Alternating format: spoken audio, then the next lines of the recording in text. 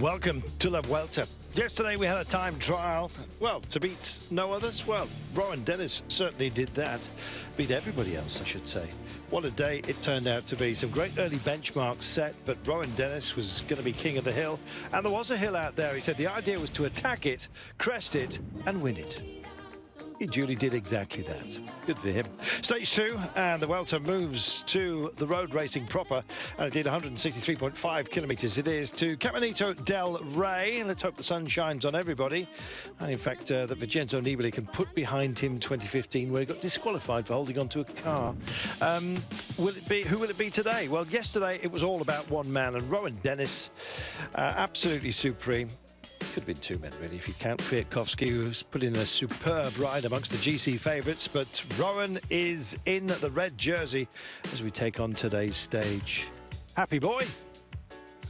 To be honest, I'm not too fussed if I lose it today. I'm more worried about Worlds and Stage 16 and helping out some other guys achieve their objectives and goals during this Vuelta. So if I keep it today, I'll be happy. But if I lose it, and I've helped a teammate get a result, then I'll be happy as well.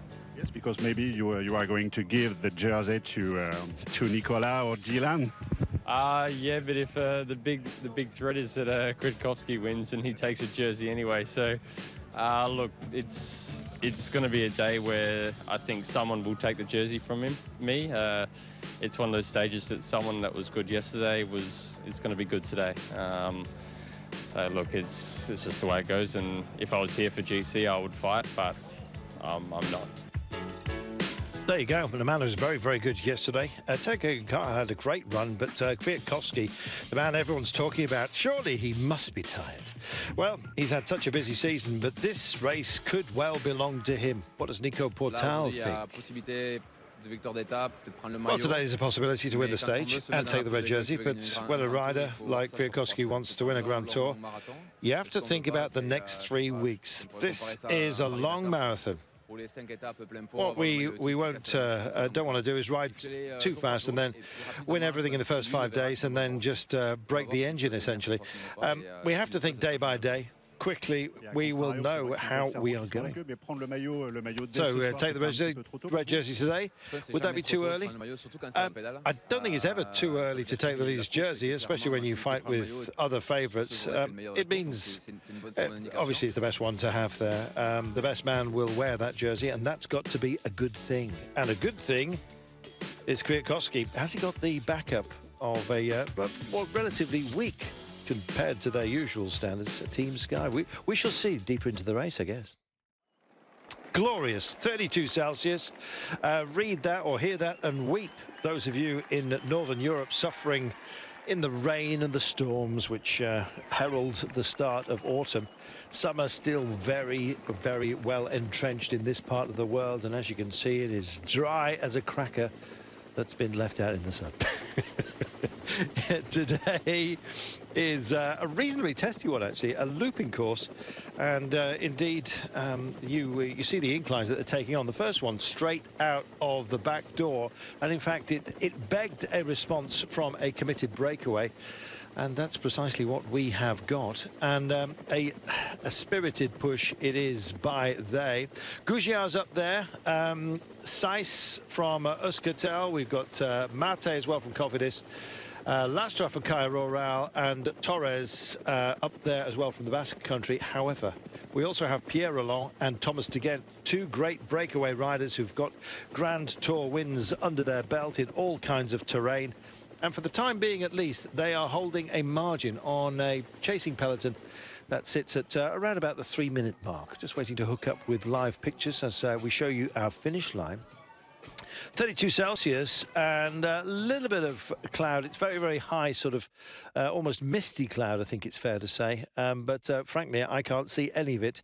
And indeed, it seems to be absent from the finish line. So we hook downstairs as we're given to doing. This is Pablo Torres. in the break, and a man who's third in the King of the Mountains competition in the Tour of Burgos. He's 36. Is he 36? I think he is. But nonetheless, went well in Norway as well. Jonathan Lastra, likewise, he was 9th in Croatia, so he's got a bit of form about him as well. Rear puncture for the man from the Burgos team. Yeah, Lastra's from Caja Rural.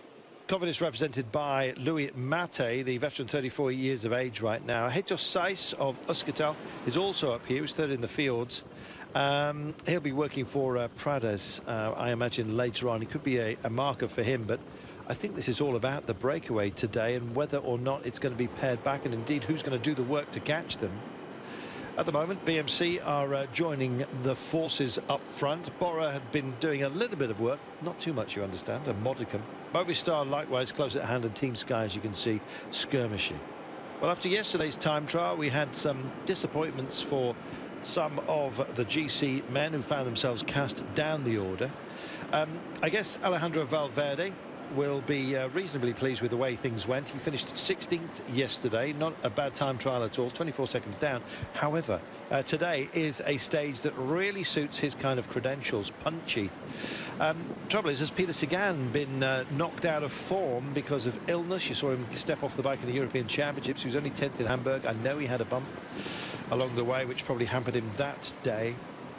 We're just going to have to wait and see whether Sagan will take it to Valverde and whether someone like Dan Martin will find some form on what is a stage finish that's possibly a bit too easy for him. We'll wait and see, but you're getting the sense of who's going to be involved at the end today, and I think Michael Kwiatkowski has got a great chance of going into red. Superb time trial for him yesterday, only 6 seconds down on Rowan Dennis, whose avowed aim is to become world champion. Something that's eluded him. He wants that individual time trial championship title. Unfortunately for him, Dumoulin, who's not here, is on great form as well. So there's a lot to put into the mix. You've got to be punchy, you've got to be feisty. Have you got to be Fabio Follini? I don't know. Sean, this is a day where the ultimate test we will see once, because we will tag it late on before a final loop of around about 72 kilometres. So they'll have a look at it, and I guess then they will know fully what they need to commit to today. Yes, well, they will have a trial run as such, because they goes to over this climb on 2 occasions, and the final one is going to be, I suppose, where the real racing will start. But they will have an opportunity to see it out there, and you know, it is one of these these climbs. You know, it's a tall category. In the beginning of a big tour, you would expect it to be more of a calm run-in for the riders in the first number of days, but that's not the case today. So an uphill finish, something the sprinters, the real fast men, are not going to be able to contest for the victory today. But it's the one where the general classification men have to be careful, because you never know when the racing really starts in the final 30 kilometres. It could be some splits on that final climb, so you have to be very much at the front of the race in the final. Let's see how it goes. Trees planted at distance, I think olives. Some of the best olive oil on the planet comes from Spain, no matter what the Italians tell you. And indeed, this is a part of the nation where some of the best grows. Meanwhile, the gap is not growing. It's being held at around about the 3-minute mark as we stand just for the time being. And Pierre Roland just rocks through with his pink shoulders and pock hat. I don't know why. I can't call it a pock helmet. It just seems wrong. But anyway, there he is with his pock hat. Meanwhile, Heitor Saiz rolls through as well. But the focus of this group surely has to be the likes of Roland and De Kent, not wanting to take anything away from these other riders here. They've got some talent here. We saw a Goujiar digging in deep yesterday on the time trial, doing much good. And there is the beard of De Gent. It's not the most luxury beard, but if you want a breakaway rider who's really top draw, you're looking at him. Yes, well, we all know Thomas De Gent, when he gets into a breakaway, he's so strong in the end, and you know, he can just ride kilometre after kilometre. I've been out there for 180 plus kilometres, and we've seen him doing that. Today's stage is a one where, you know, they could maybe get enough of an advantage to stay away, but we can see there the time gap back to the peloton. They have not been allowed a big advantage, but I think some of the teams would have been thinking, we heard Ronan Dennis say there that is he going to control? I'm not really going to control. So I think some of the teams were saying, well, if BMC do not control, there could be a bit of rivalry between the bigger teams back there. Who's going to take up the chase away after the breakaway? And in that way, they might be allowed to go on and go for stage victory. And maybe also some of the breakaway men take the overall lead of this race, take the race leader. So it's worth a chance, but we can see here 2:52 at the moment, and the team on the front, BMC, not like they were talking, not really interested, but still you can see here they want to control affairs and not allowing the break any major advantage. I think they've got the right idea, although we were questioning their efficacy over this kind of distance in the past. They often do too much work too early, and indeed pay a big price, even within a stage itself, not necessarily over the full reach of a Grand Tour. Richie Port's not well. Rowan Dennis is in the leader's jersey, and I'm just wondering whether they've gone to the backstop position for him. Is it steep enough for Dylan Teuns today? Possibly. I don't think it's actually the sort of incline at the end, or indeed pace, that will be demanded that could even throw Rowan Dennis under the bus. He's the sort of rider who can deliver an exceptional, and he's clearly on form, and maybe an unexpected result. Let's wait and see if Rowan does carry the red jersey all the way. We've got to get these guys first, but nonetheless, I think they're well within range. 2 minutes and 48 is about a holding point that you'd be happy with this sort of talent up the road. They're having to work hard, though, and this is going to take it out of a few. Team Sky just tucked in, as you can see, and getting a free ride just for the time being, Team Astana. While he was riding for them, Vincenzo Nibali, who's now with Bahrain, of course, he was with Astana when he famously also got a free ride. Unfortunately, he was caught by a helicopter back in 2015. Destination the same as today, and he was unceremoniously chucked off the race, Sean. Well, it wasn't surprising that he was chuffed off the race when we see the rerun of the footage, the way he took the car. He was in the front of a group.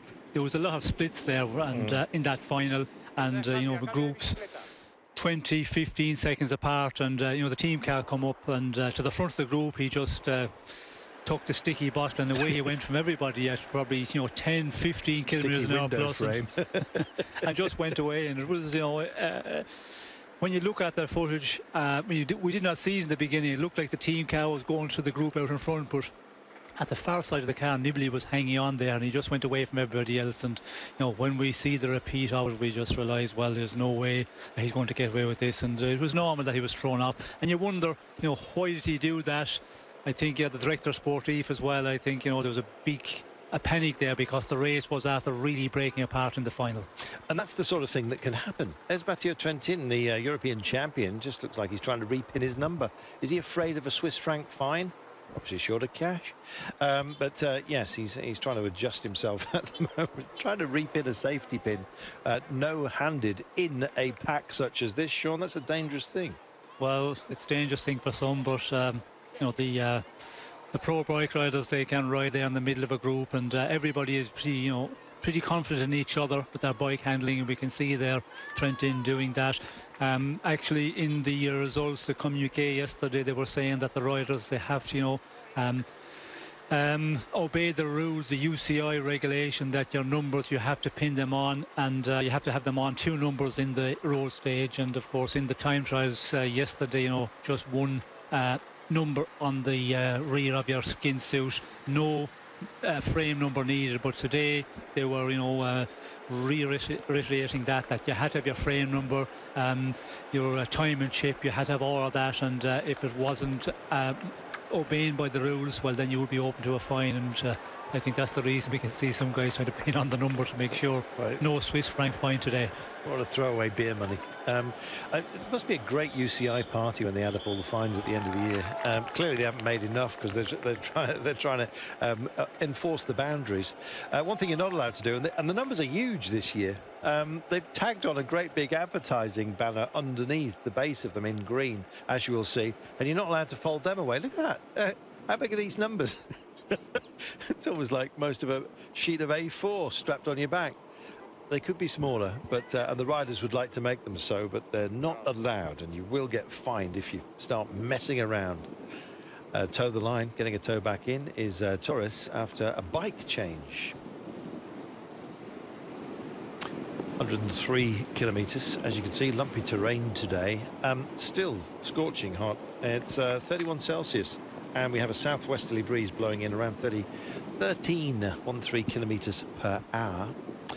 As you can see, we have got a few tests along the way, and indeed with those and their announcements therein, we do have bonus seconds up for grabs, by the way, with our intermediate sprint along the way. El Chorro. Sounds like chorizo, but I don't think it's that.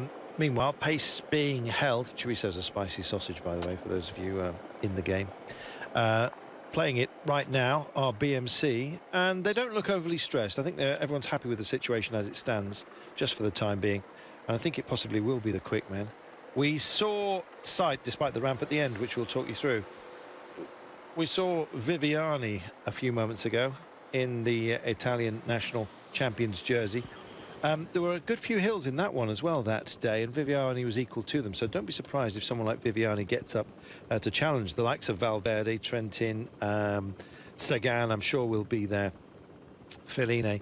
It may well be a ramp finish at the end, but there are some strong, fast men here, aren't there, Sean? There certainly is, and it's going to be an interesting one. It will depend on how they race in the final 30 kilometres. If they race very, very fast, well, then it could put some of the faster men in a bit of difficulty. But it's a stage that just a rider like Viviani, he possibly would get to the finish there. Sagan is a one you would say certainly, but the real fast men might have a little bit of difficulty challenging for the stage here. Let's talk to Thomas de Gendt, who's in this break. Oh, we spoke to him earlier.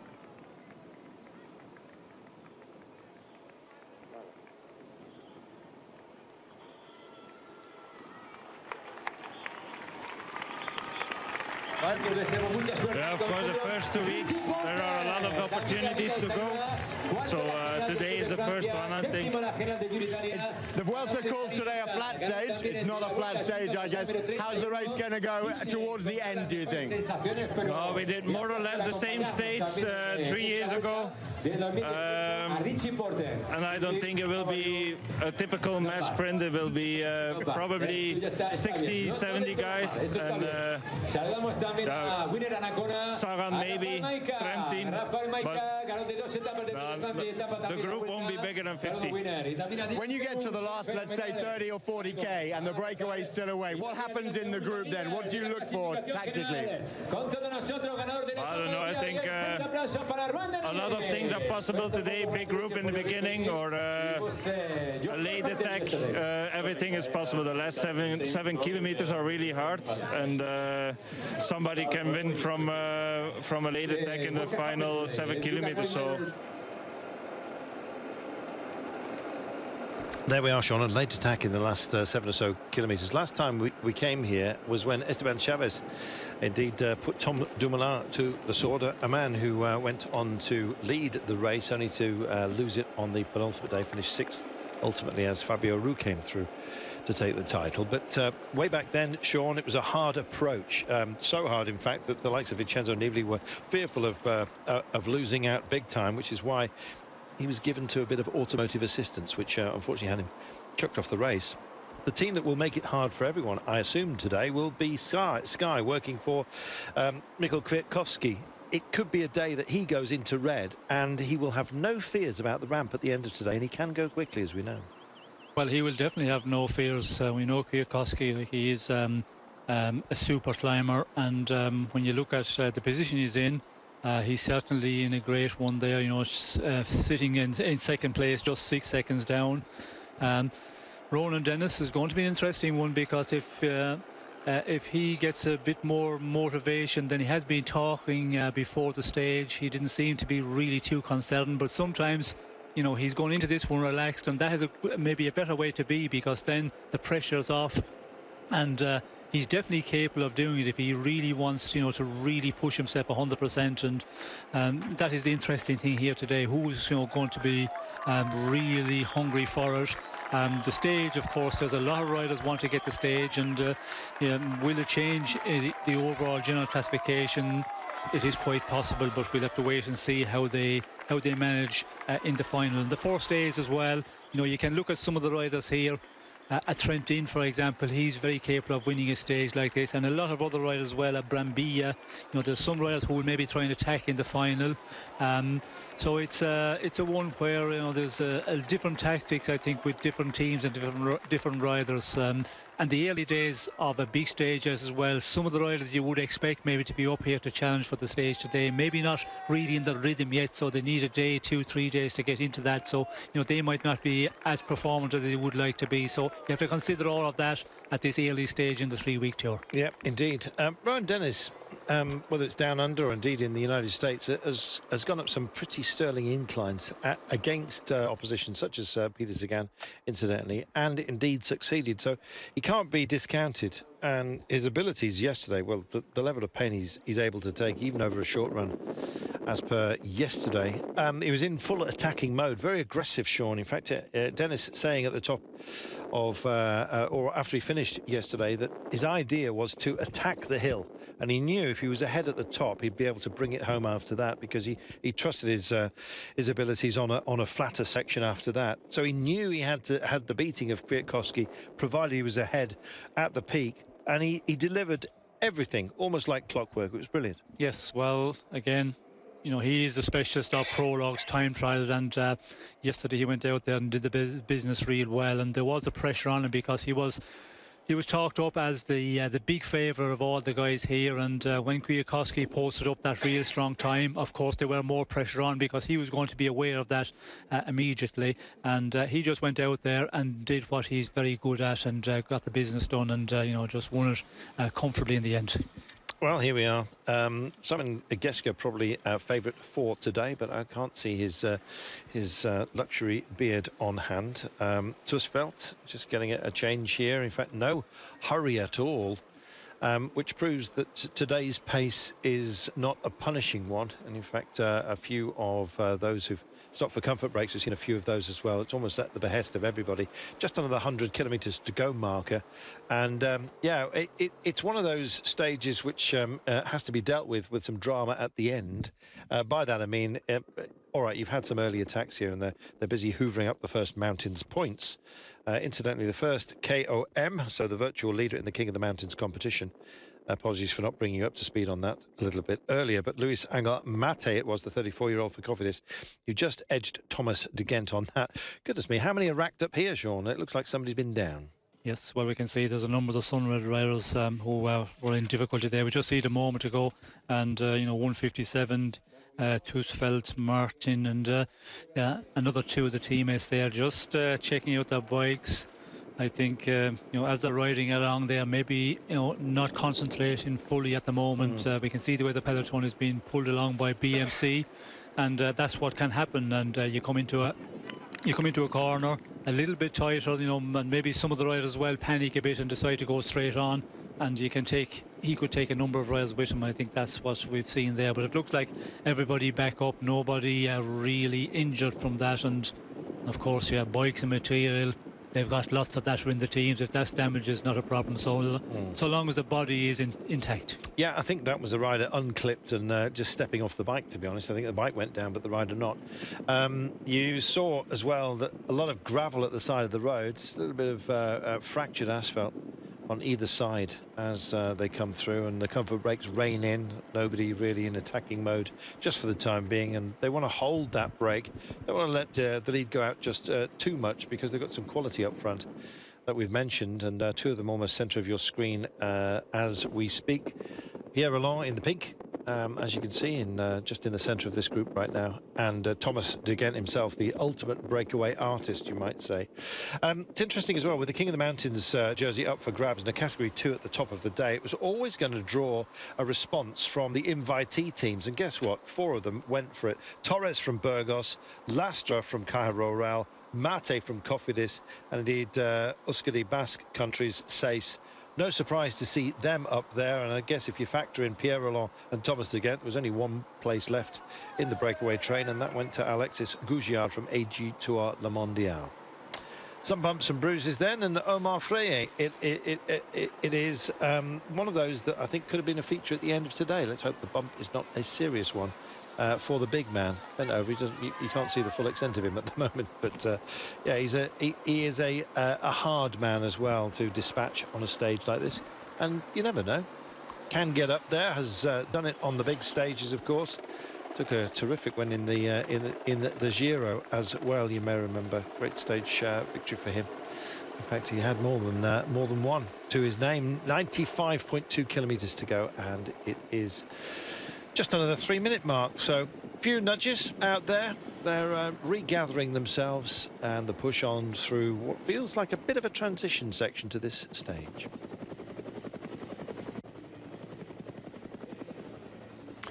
Welcome back. Spectacular. Lands have been fought over the centuries. Dukedoms it was indeed that used to go up against each other, give them each other a good kicking. It's part of the world. Crusades came through, of course. A part of southern Spain was Islamic for a while, Granada famously so. And indeed, as we cut a little bit further inland today, we're playing with some of the hills and mountains which are bedecked with the odd fort. And fortitude as well, I think you might say. Certainly that's what these guys are going to need, and they're displaying it today. It's almost honours even as they accept perhaps that it's not going to be a huge gap. They'd have to work very hard, Sean, if they were going to extend this 3 minutes. It suits just about everyone for the time being, but it is a day and a stage which can indeed demand or indeed offer up a potential for attacking. What do you think we're going to see a little bit later on? Somebody rolling the dice? Well, it will depend on what way the peloton race, and if BMC really push on and some of the other teams get involved as well, the general classification teams, possibly Sky, as you mentioned, Carlton.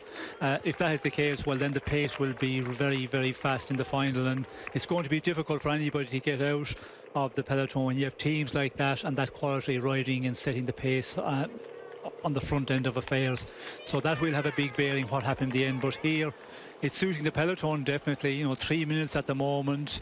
BMC still in control here, but the breakaway, they would prefer to have 7 or 8 minutes at this moment, and then just work on it from there. So they are just walking out front the breakaway. They'll try and get as far as possible, which means into the final 25-30 kilometres, and then maybe push on a bit more. But they know it's always going to be difficult for them. But with a Thomas de Gent out front, he's the one you cannot allow to have 4 or 5 minutes at this point, because when he goes, if he goes alone 15-20 kilometres out on his own, and he's got maybe a minute and 45, 2 minutes, he's such a danger man that is the problem, I think, with the breakaway today. They know the strength of the Gent, and that's the reason that this break is being kept down to the minimum at the moment. And at the moment, still 92 kilometres to go, so they are playing it safe within the BMC team. What do you do with a problem like de Gent? You've got him as part of your break. He's part of the engine room of it, and indeed you can almost lean on him a little bit because he's so capable. But then again, if you get him too close to the line, he will have you. A change of tempo from de Gent, he can go explosive on you and just push on, just grind you into the ground. We'll wait and see. BMC here, Dennis saying, I'm not here for the GC. If I was in the GC, I'd be battling, but I'm not. Well, his team are doing the work at the moment. Is it just holding and retrieving for port? Not sure.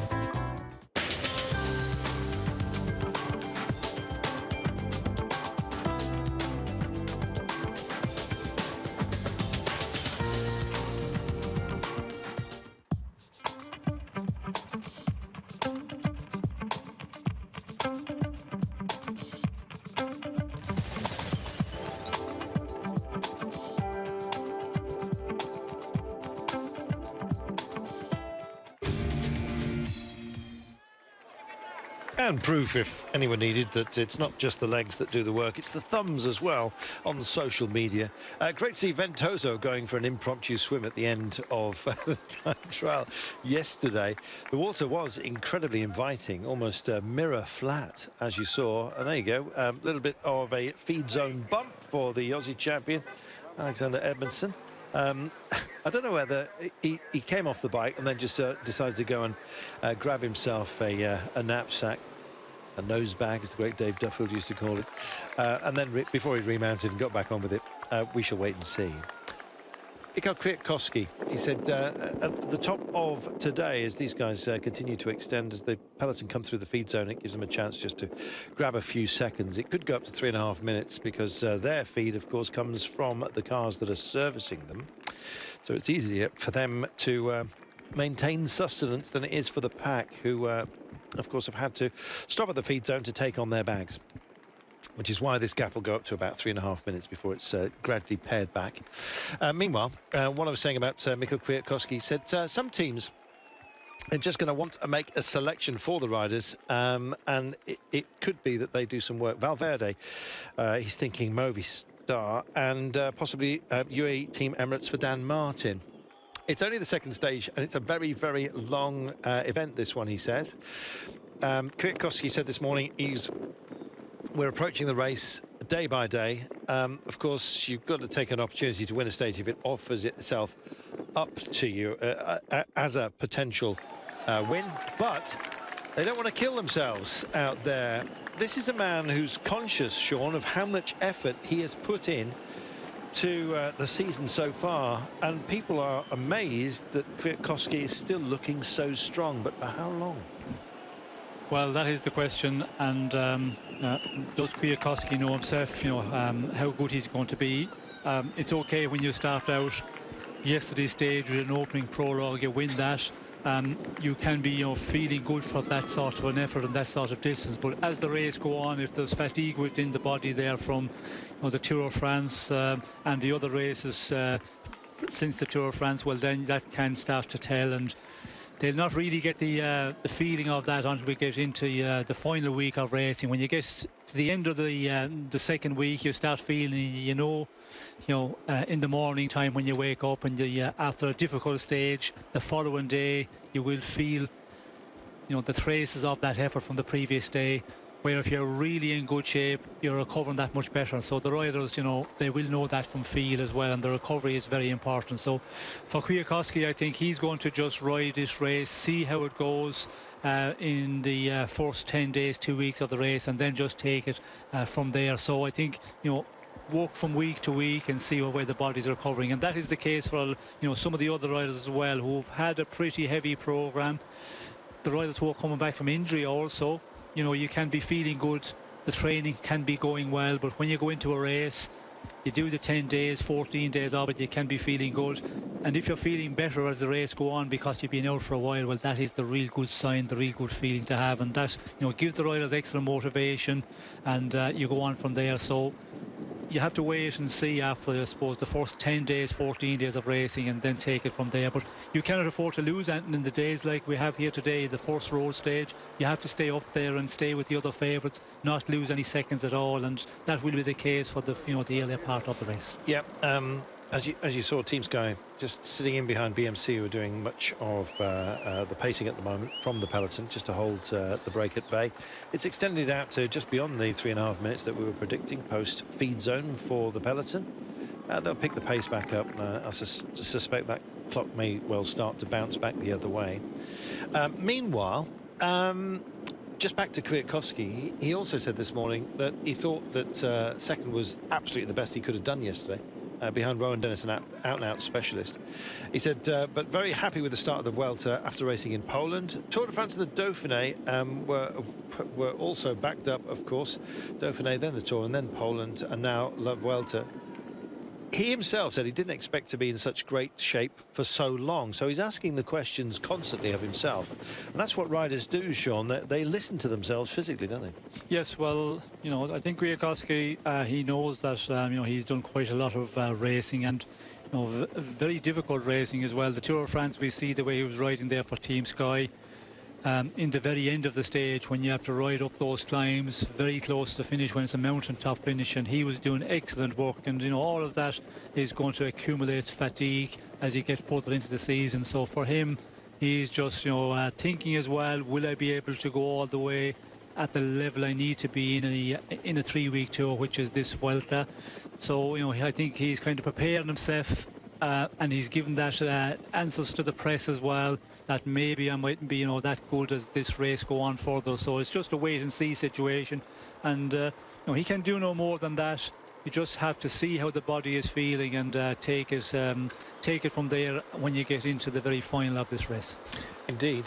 Combativity number there for number 57. Not quite sure how they worked out that Benjamin Thomas, historically there have been so few young riders that have actually come to La Vuelta. However, we've got a hat. Historically, there have been so few young riders that have actually come to La Vuelta. However, we've got a hatful here, and I kind of feel a bit sorry for them. They've not got a jersey to aim for, but there you go. Freire was back at the cars, still a bit banged up after taking a tumble. He's got a bandaged elbow. And I believe we've got another jet coming out, have we? No, we don't. Apologies. Kwiatkowski, last thing on him.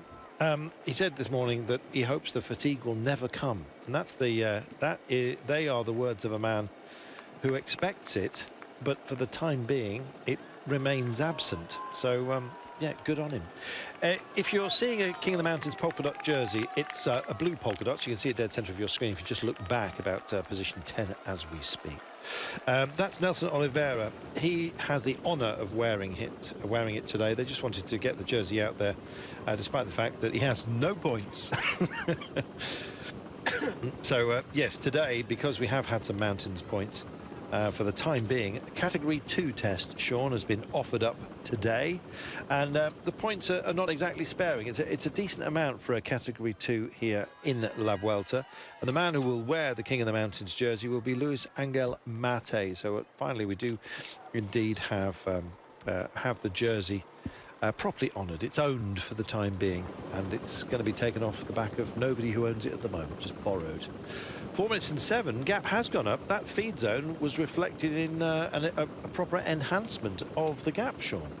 Yes, it is starting to creep out slowly, and they will be happy in the breakaway that it's going in the right direction, where they're gaining more time here. But again, that 4 minutes, still 85 kilometres to go, and it's a lead which is nice to have, but they would like to have it a bit bigger than what they've got at the moment. And we can see here the peloton looks like it's just starting to up a little bit in pace again. It's starting to stretch out here in the peloton, certainly in the front on the first 35-40 riders here, a long line of riders. And I'd not be surprised if this break comes back down again in the next number of this time gap comes back down in the number of kilometres up the road. Nicholas Roach, oh, by the way, it was 5 points for the category 2 climb, which went to our friend Mate from Cofidis. So he has that. Thomas de Ghent finished second on that opening climb of the day, so he takes 3 points.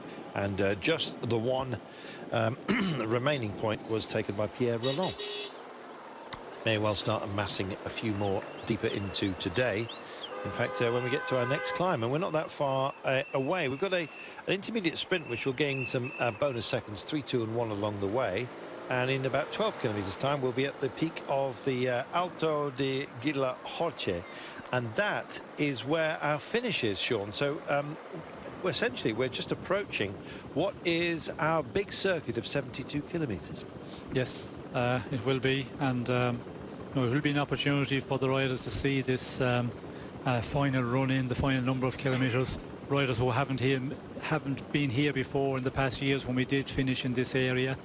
So it's always good to just see the run in, see how difficult it is, and more so for the riders maybe be thinking, can I make this one? Can I go all the way to the finish, because of it being an uphill final? So that is something that some of the riders will really look forward to more than other ones. Of course, the ones that in the general classification, like Kwiatkowski and all the general classification men, they're not going to be concerned about this climb here today unless they're in real difficulty in the earlier part of this race.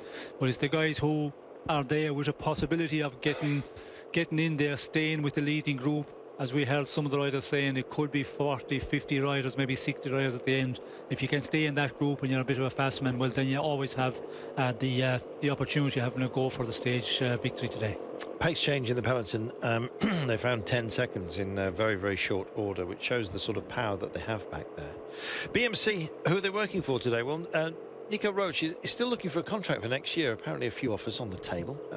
Don't know where they're coming from, but one assumes that that's not it may well be the reformed team between BMC and CCC Sprandi Polkovici. Haven't got any more news on that for you, but Nico could do with a stage win, and he says about today, it's a stage that suits me well. 3 years ago I was third in the same town, remember that, behind Chavez and indeed Dumoulin. Not exactly the same finish, he says. It's not high mountain yet, but I think that Dylan Teuns will be our leader. That's interesting. So he's knocked back Richie Porte before he's even got over his dicky tummy. We've seen him in top shape on these sort of climbs in the Tour of Poland, but I hope that I won't be too far behind. I think that quote essentially from this morning, which has been handed over by the organisers, possibly appears to do Richie Porte's chances down a bit too much. I think he's talking about today. We can draw some different tactics. Rowan Dennis, wearing the leader's jersey, said, Richie's here for the general classification. I'm also in the mix. So, Nico, can he grab one today? It would be a wonderful thing if he did, John. Yes, it definitely would be. And, you know, he has had a difficult season. And he's coming into this race, I think, with you know, a lot of motivation. He's trained quite well, and you know, it's a race where he has performed well. The Vuelta has been really good to Nicholas Roche over his career. That's where he has, you know, been, I think, the most performant in the past in his career. Yeah, I think so. Lovely guy, Nicholas Roche. He was guesting in the commentary position, of course, during the Tour de France. Charming man, and as is his dad. All right, his dad's a bit more of a rogue, but we like that. He'll be watching in now, shaking his fist at the TV. All right, Steve, calm down. But yeah, today it could well be that Steve is bursting with pride again if Nico delivers. We shall see. He says that he is he amongst others think that actually Dan Martin has got a great chance today, and Dan's been a bit quiet. There's some big question marks surrounding him. I guess as far as today's stage is concerned, the big question is it too easy for Dan Martin? Would he prefer it a little bit harder? Yes, I think it would need to be a bit of a steeper climb, but again, you never know, because you know, Dan is a one. He will have a go if he's feeling okay.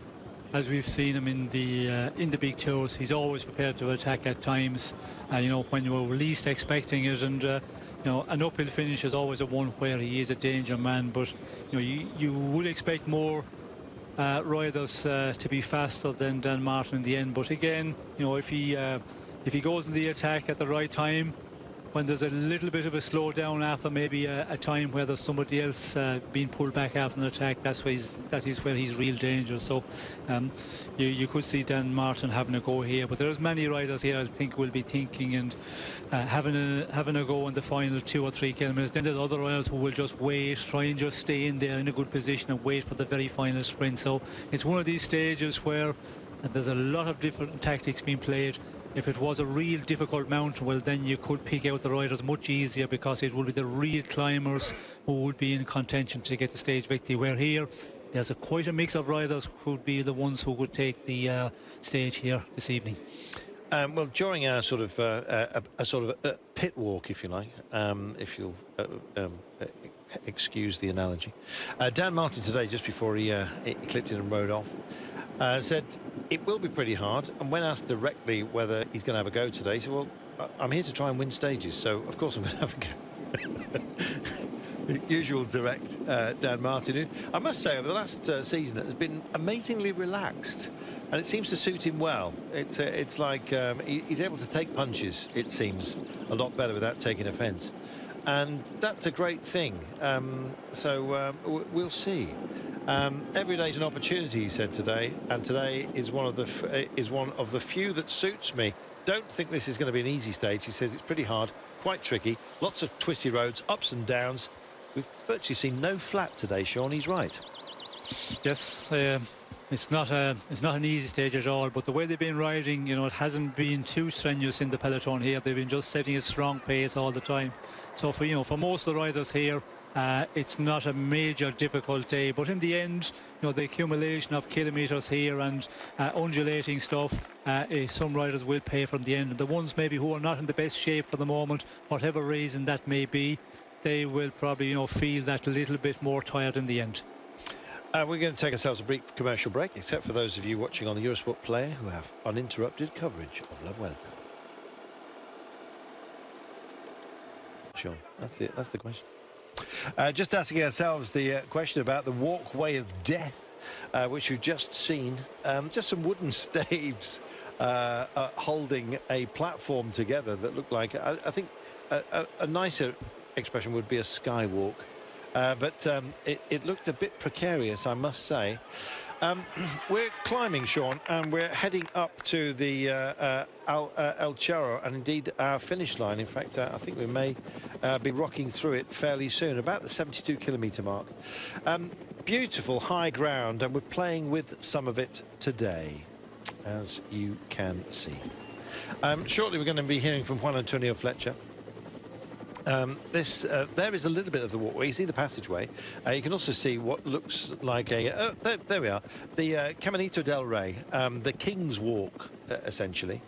That looks like it could take vehicles, but you'll see the actual platform itself is suspended just by wooden staves. And we were speculating if Sean and I walked together, we'd probably have to walk quite far apart.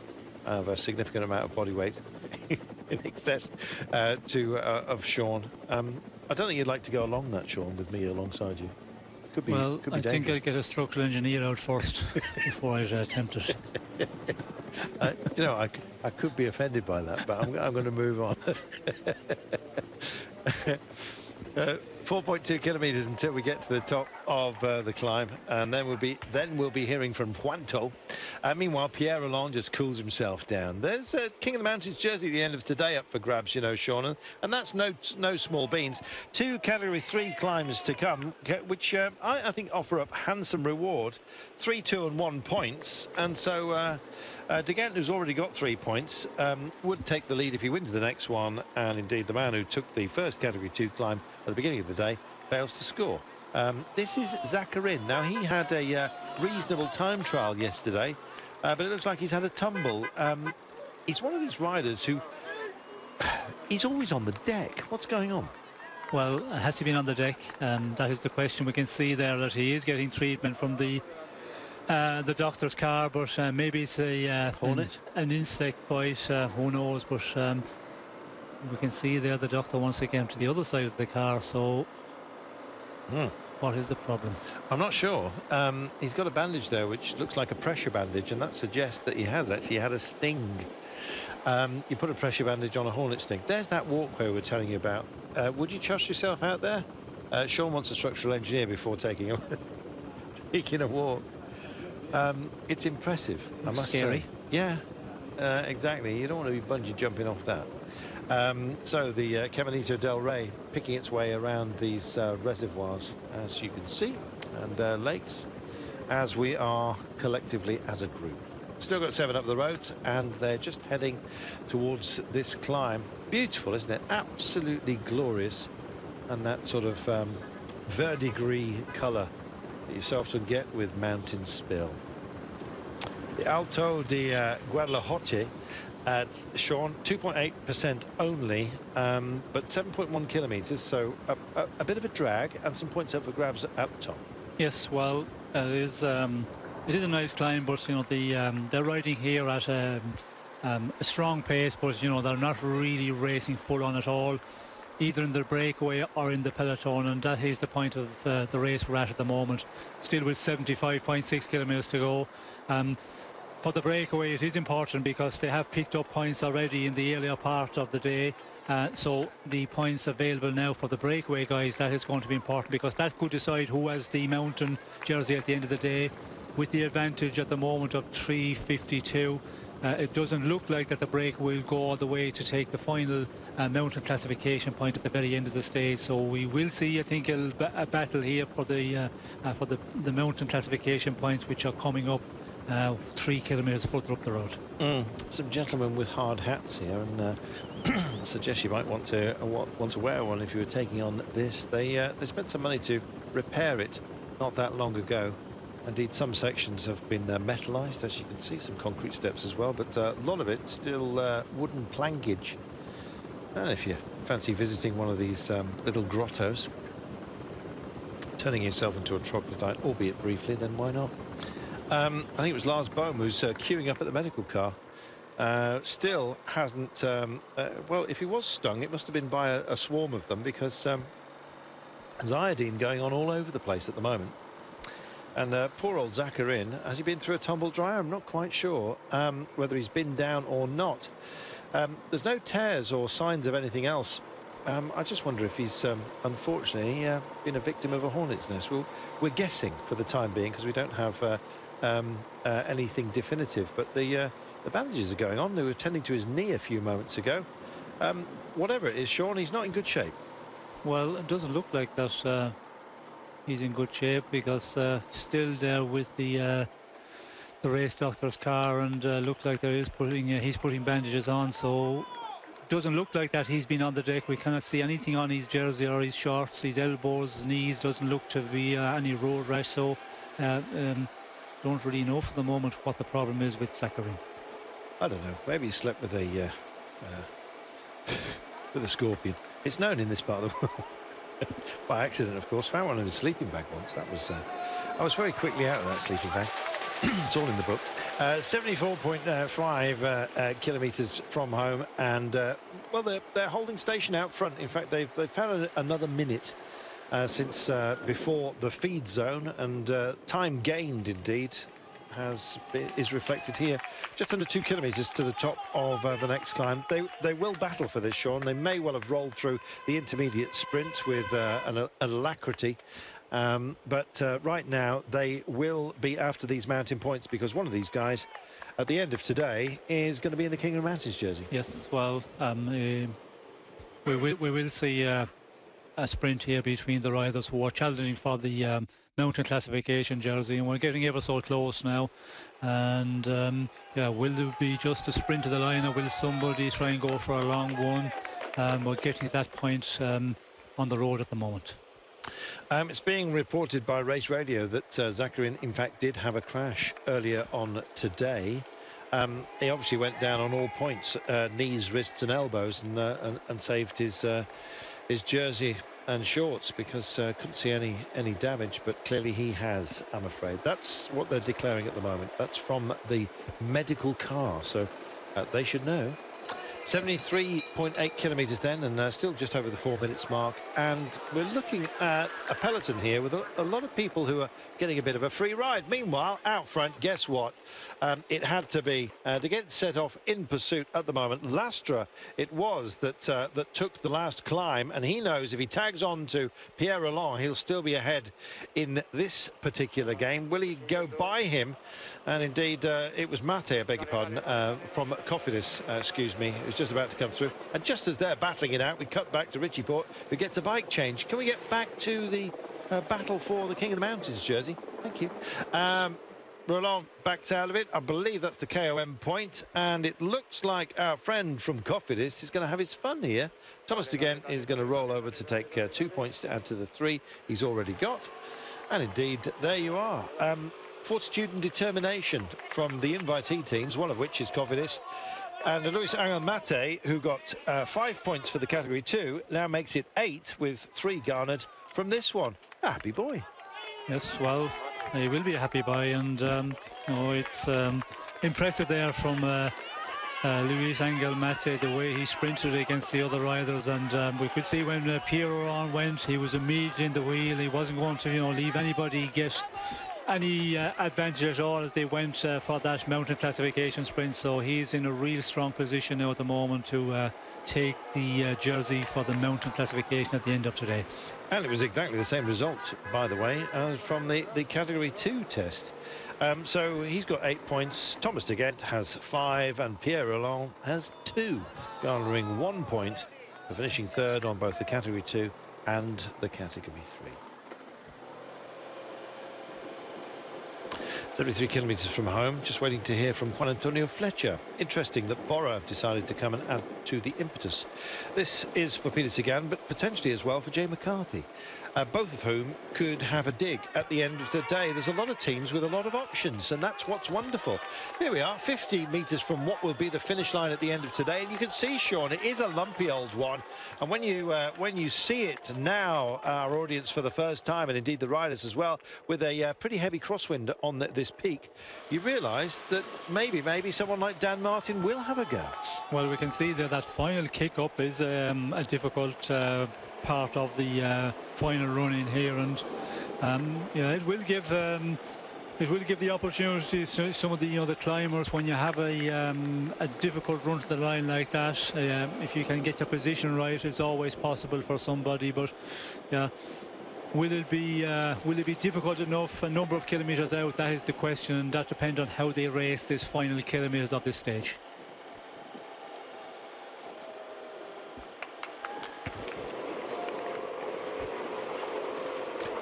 Bit of pace about them as they come off this incline. Next time by, of course, I imagine they may well pass some of the team coaches parked at the bottom of this. So you win. Well, obviously you've got none too small matter of a podium to deal with, but the other riders who come across the line may well sail down. Often see the coaches actually parked in a more convenient place away from the finish line, and of course it'll still be a closed road for them to enjoy. Impeccable surface we're dealing with here, Sean, considering it is out in the countryside. They've clearly spent the money well on a decent road surface. Yes, well, it's a nice surface here. We can see it looks quite a smooth surface, and that's what the riders will be welcoming, because if you have a real heavy surface on a stage like this one, a lumpy stage where it's up and down all the time, well, then it does start, to really drag in the final especially. But for the moment, nice surfaces here today, but we will see some surfaces in this Vuelta that will not be as good as we're having here on today's stage. It was a tumble with Kelderman, says By the Minute Cycling, that Zakarin suffered a little bit early on. Thanks for that, and indeed welcome to everybody who's watching uninterrupted coverage on the player, by the way, of La Vuelta, and indeed it's the only place you can find it live in the United Kingdom, so you're welcome, and it's nice to have your company along for the ride with myself, Dalton Kirby, and Sean Kelly sitting alongside me. Sky have been sitting alongside. I haven't seen them come to the front yet. They've been relying on everybody else. We're relying on Juan Antonio Fletcher to tell us about today. Here he comes.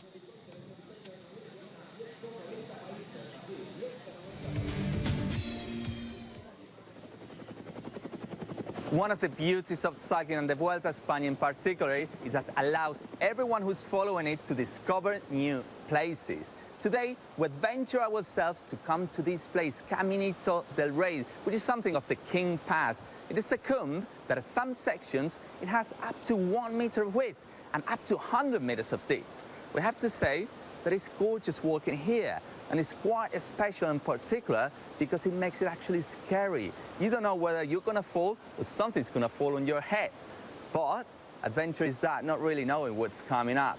And we know that because we just came to this place and we're just enjoying an stunning place that the Vuelta a España is passing nearby.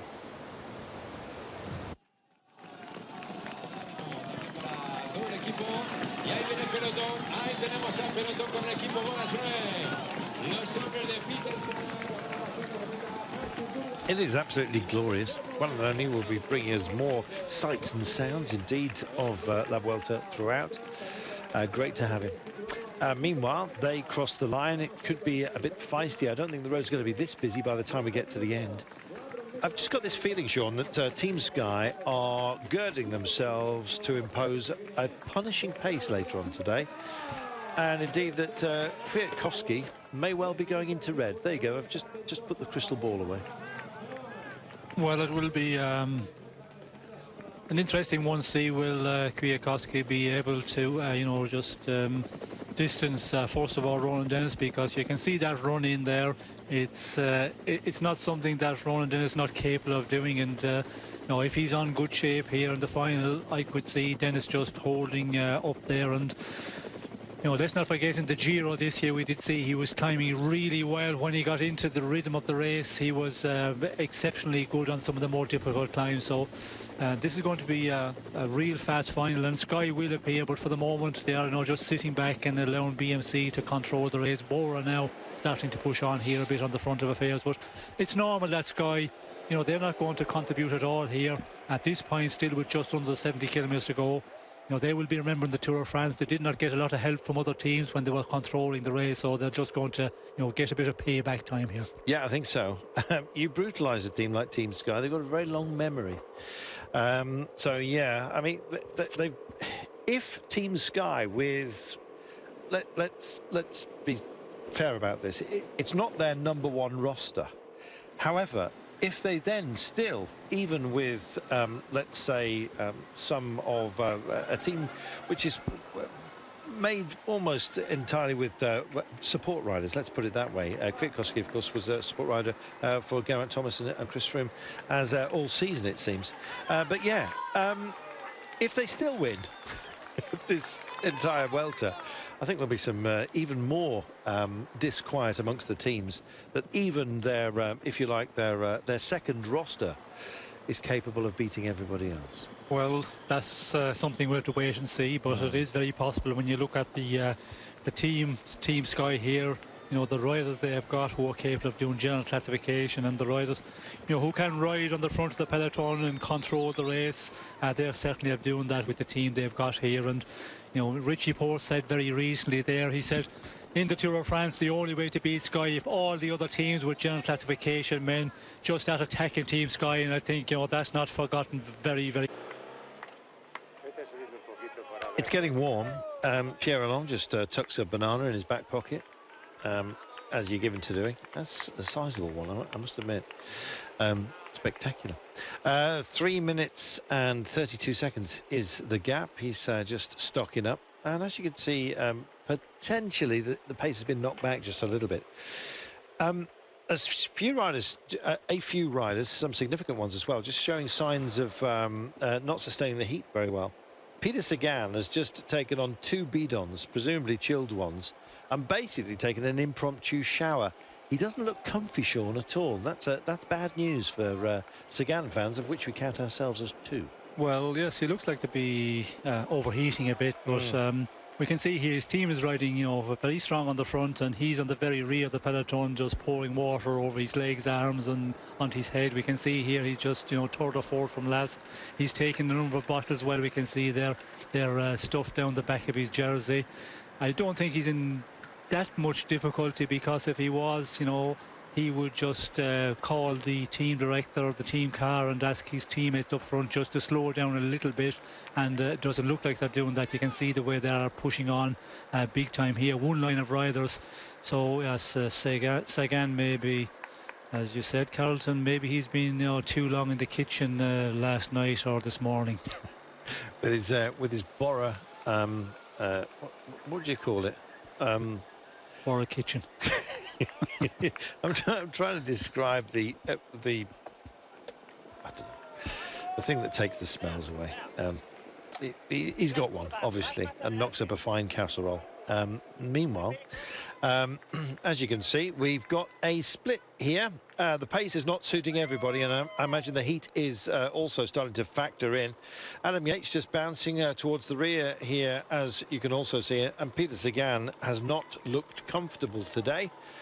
Maybe he'll get over it, not quite sure, but frankly, it is, as Dan Martin said, more of a punishing day than the profile suggests. And we're kind of used to this with La Vuelta. The maps don't really give too much away, and it can be an awful lot worse when you get out there than it appears on paper. Yes, it can be either way. Sometimes, you know, you talk about a stage and it's not so difficult, but when you get out on the road, it just gets that bit more heavier than everybody has been expecting, and it does cause splits in the peloton. And other times then it can be where the stage they talk about a lot and it doesn't turn out to be as difficult as expected. So, yeah, that's something in bike racing, and it's something that the teams, you know, when you have these difficult stages in the mountains especially, they all go and do it, try and do a recce of the stage just to get a feel for what it's like. And we can see here there was a split back in the peloton. Looks like it can maybe have come back together again, but there's definitely some riders, you know, going to lose contact. If not here on this time, but they will in the very final. There'll be definitely riders who will, you know, just leave the gaps open up, because they're not going to be able to do anything in the stage. They're not there for general classification, so they will just take it a little bit easier and try and ease themselves into the race that bit more comfortably. A couple of questions ringing in, one of which is why is Kwiatkowski not wearing the points jersey? He's second in that competition, which Rowan Dennis in fact leads. Victor Campinet has opted to wear that. He's on 16 points, Kwiatkowski's on 20 and Rowan Dennis on 25. Is it due to his national jersey, Sean? Not quite sure if you're nursing one, why it would be Campinet. I'll throw it out there. There's nobody I can dial up, to be honest, to ask you. Oliveira, by the way, is wearing the best climbers jersey, despite the fact there was no climb. They offered up the polka dot jersey to anyone who fancied it. And as Kwiatkowski has taken a bow from wearing the jersey on behalf of anybody else, or nursing a jersey, then Oliveira has picked that one up. Dylan van Baar is sporting the white combined jersey, by the way.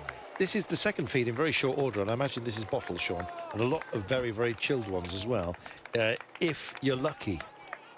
Yes, well, of course you're allowed to you know, hand up bottles from the roadside until the very end of the race. Actually 7.5 kilometers from the finish it was in the race results from yesterday. That's when they said after that point you cannot hand up from the road. From the car you can give 15 kilometers from the finish, so you know, we're well inside those zones at the moment. And after 26 kilometers into the stage at the start today, you were allowed to take fresh bottles from the car as well. And you know, that's something that the commissars decide with the race organisation, depending on the terrain and more so on the temperatures as well. When it's really warm in the Tour of France this year, you know, it was changing from day to day because of the real warm conditions. And it's something that's nothing new here in the Vuelta. We've seen in the past years when we have, you know, some very warm conditions on some of the areas here in Spain. Indeed, a jersey that is born on behalf of somebody else that you don't own does not take primacy over a national jersey. Kwiatkowski is the road race champion of Poland, and he's wearing that jersey. 63.2 kilometers to go, 2 minutes and 40. Makes sense, Sean. Why would you want to sport a borrowed jersey when you own a national champs jersey? Well, that is something I think we see during the Tour of France this year. It was Peter Sagan who started with that. Normally before, you know, when you're in a classification, there's a rider, you know, he's leading, but you're the next best one there. The riders, they did normally carry that jersey of the race organisation, take it be the points jersey or whatever one, and the mountain classification jersey. So if a rider was leading, as Roland Dennis is, he's the race leaders, but he also the points classification, then the second man would wear the jersey. But Sagan was the first one this year in the Tour of France who started to do that, and it was something that I certainly had to look into the regulations. I didn't realise you were allowed to do that, but that is the case. You can do it if you have got another jersey, like a World Championship jersey or like a National Champions jersey. Yeah, Tim Bonneville, Gin, thanks Tim, one of our regulars. Colette Sims as well, saving me from my own thought log jam. Yeah, it's an extractor system that I was looking for. Peter Sagan's kitchen's got an extractor fan in the centre. That's what Borrowed do. They look quite groovy. I don't have one myself, and I'm not bidding to have one, to be honest. just in case you were wondering. Austin Baird as well says extractor fan. That's what I was looking for. Thanks, Austin and Colette. If you'd like to join the conversation, indeed, ask some sensible questions like Tim Bonneville Gin, then please feel free to do so. It's at Carlton Kirby, CarltonKirby. And what's yours, Sean? Just remind me, what's your Twitter handle? It's Sean Kelly CC. Yes. At Sean Kelly CC. SeanKelley CC. There you go. And we'll do our best. Yes, Dryan also saying Kwiatkowski has exercised his option to pass on a points jersey as he holds a national champions jersey, and those nationals and indeed the world champions stripes take primacy over a borrowed jersey. He can say no thanks. The sponsors won't be too happy about that, I'm sure. They would have liked to see Peter Sagan wearing their livery, but it didn't happen. Looks like the harvest done, Sean. My goodness, they've scraped this out. Yes, it looks like it's all cut. Looks like saved. A potential dust bowl. But there you go. It is baking hot here. Not as hot as some areas I've seen where the earth turns to a sort of a terracotta in the heat, but maybe that's just courtesy of the high ground that we're passing through here. But nonetheless, not exactly kicking up a storm today. Weather's impeccable, as you can see, and it's more like a haze rather than cloud. They said hazy sunshine today, but the shadows look sharp, and indeed so does the break, or has done until... I guess, what about the last 5Ks? What have they lost a minute? It's 2 minutes and 27 now. Let's look at these open plains. It's absolutely glorious, Sean. It is a day you'd reach for the bike. Well, it's glorious there, but not for some here. You can see here just on the rear of the peloton, riders with the moussettes just thrown over their shoulder here and trying to stay in contact, and yeah, that tells that they're pushing on here, and they are starting to really push on out front. Like to see the back very end of the peloton, because is that split there where we see Peter Sagan? Are they a bit further back the road, or have they all got back in here? It looks like we still have a very big bunch of riders, so we should have all riders here, but still it's stretching out quite a lot, and I think a lot of riders starting to suffer already, and still 60 kilometres to the finish.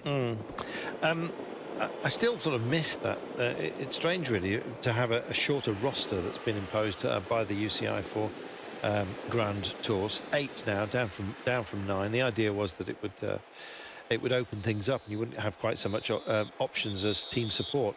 Team Sky and many others thinking it was aimed at them, quite frankly, at knocking them back a tad. But what it's done is it's actually reduced the roster of the pro peloton, and indeed the amount of riders you require. And some very big names, that means, find themselves without contract, and one of those that's still waiting to sign up is Nicolas Roche, and we're just hoping he can do something today to put himself back in the shop window, as if he would ever be anything but.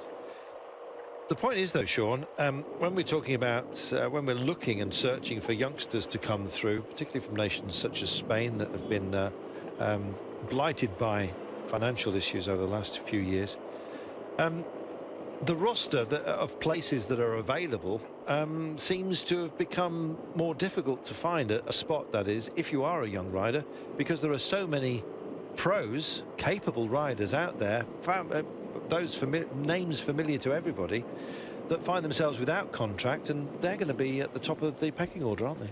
Well, it's been the case for the past number of years where positions in teams are difficult because there's not as many teams as they were 12-15 years ago. And if you look at Italy, for example, they don't have the teams like they had a number of years ago at all. Spain is the same situation, so a lot of the countries are struggling, and yeah, this time of year it's always the time of year when there's a lot of negotiation going on, and riders moving from different teams, other riders looking for a contract. And we've talked about Nicolas Roche. He hasn't signed a contract as yet, but he has offers, and he's hoping to get a result here. And if you could get a stage victory, well, that would change things a lot for him, as there's many other riders you can be sure as well in the peloton here. And in the professional peloton, there's a lot of riders in the situation where some are waiting a bit to see if they can get a good result before the end of the season. Others are just trying to get a contract and continue on in there, and it's nothing new. It's been going on for many years, and this year is nothing different. And when teams start to merge, you're getting even more taken away as potential employers, I should say. Here is Campanette wearing the green jersey that Kwiatkowski said, no thanks, I won't carry that because I'm wearing the Polish national jersey. So yeah, third in the points standings, but nonetheless is your man wearing green. Looking like the Incredible Hulk at the moment because he's rescaped his torso with, with a whole load of bidons which he's carrying up. We're going to take ourselves a brief break, safe for you on the Eurosport player, who will continue to hear our ramblings.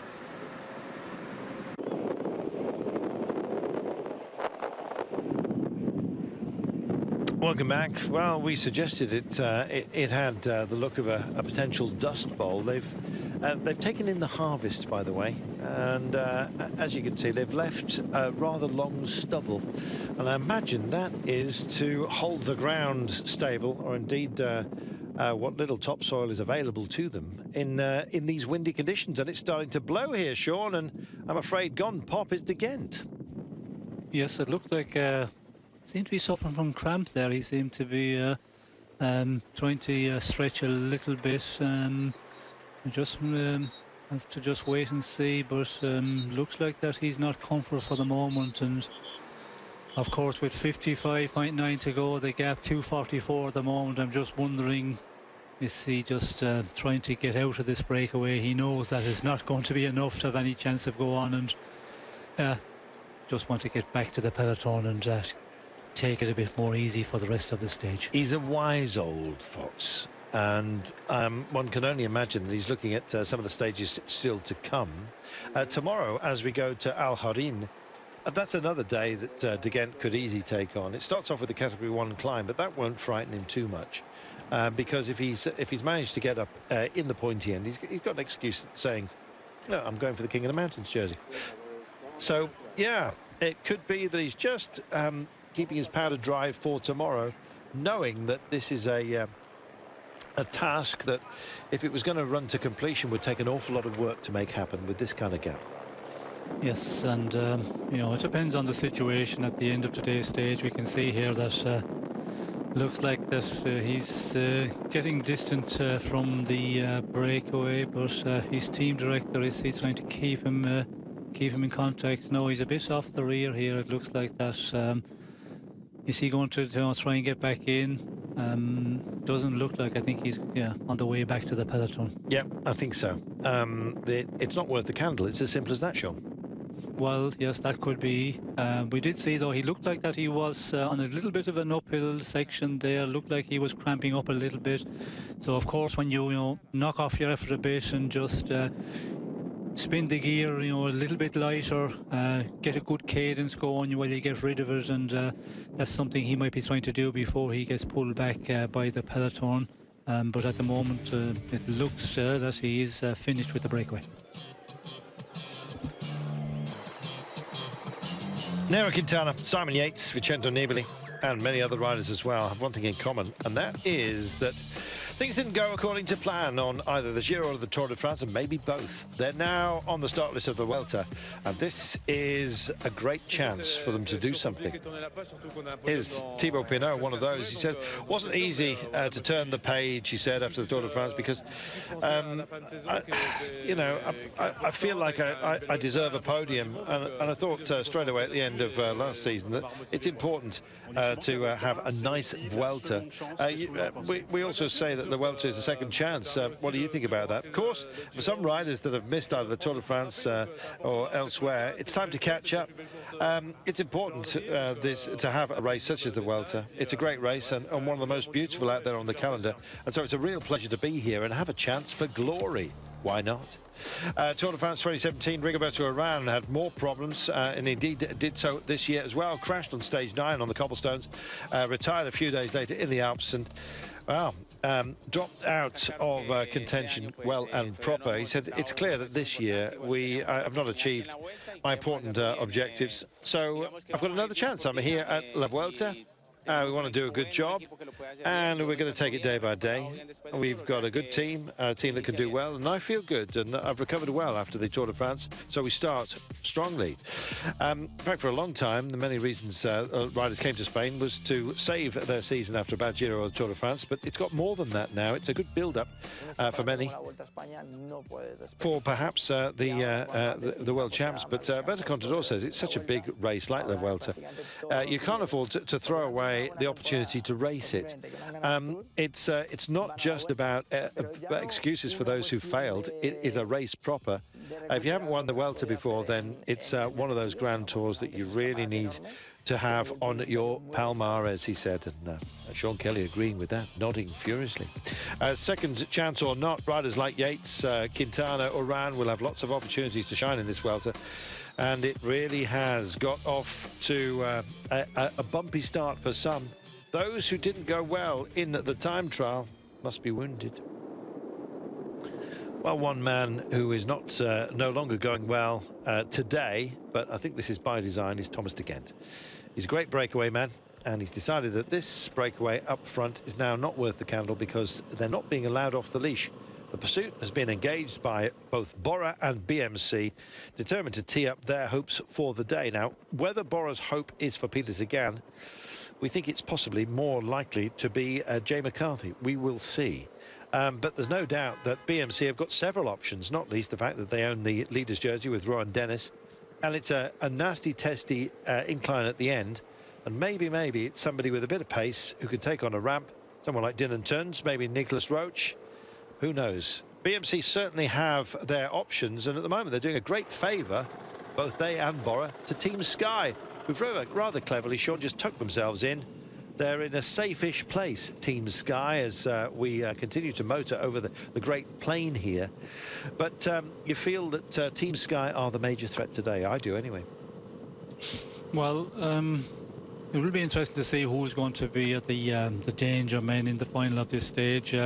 Definitely Team Sky are one of the ones you have to count in there because the riders they've got, and Kwiatkowski, he's capable of putting up a great sprint, and in this running he's not going to be in difficulty to stay very much to the front of the race, and with the teammates he has around him, they will help him quite a lot. But there's a lot of other riders as well, and the interesting in Bora Hansgrohe, where they're riding. Micah, of course, as well. He might be thinking of doing something this final. You have Emmanuel Buchmann also, who is a very good one, and McCarthy. Not sure if it's going to be a little bit difficult for him in this final because he's up against some serious candidates for the stage victory. So it's an interesting one. But Bora Hansgrohe are really pushing on, and they are making it very fast back in the peloton. We can see there the breakaway 2:40 at the moment, and still the 52. Just under 52 kilometers to go. It's going to be, yes, I think, a really fast final here from the peloton. Yeah, it will be, and you've seen how testy it is. I'm actually very much looking forward to it. A few of you reminding it, Rick Lopez was one, also a few others reminding us that the Camino del Rey, the Sky Walkway, was actually the location for Von Ryan's Express, where Frank Sinatra, if you haven't seen the film, don't really know how to break this to you, but Frank has a bad time. Nonetheless, it was said to be the career-saving movie for Frank Sinatra, wasn't it? It was kind of referred to or alluded to in The Godfather. But anyway, that's enough movie stuff. Moving on upwards, ever upwards it seems. Rowan Dennis, strong rider. He's moving at the end of the season, Sean. He's found a new home.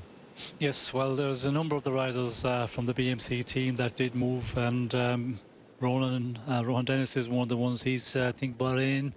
Marid is the team where he's going to, and Of course, BMC, they have been looking for a sponsor. The general manager, Jim Okovich, from the beginning of the season, he was on the lookout to find a replacement sponsor, but did not manage to do that. And now, they're joining forces with CCC, and they have lost some of the riders because it took a long time to come to that decision. And it's something that it's going to be a problem for some riders within both teams to find new teams, because when you get two teams coming together like that, well, then it means that there is riders, the less stronger riders, the less known riders are going to, some of them have to move on, and sometimes it can be difficult to find a new team. Yep, indeed.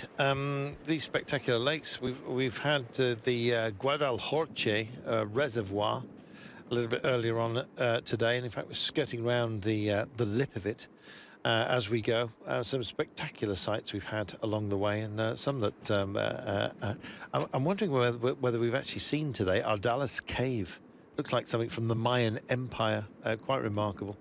What are these guys building?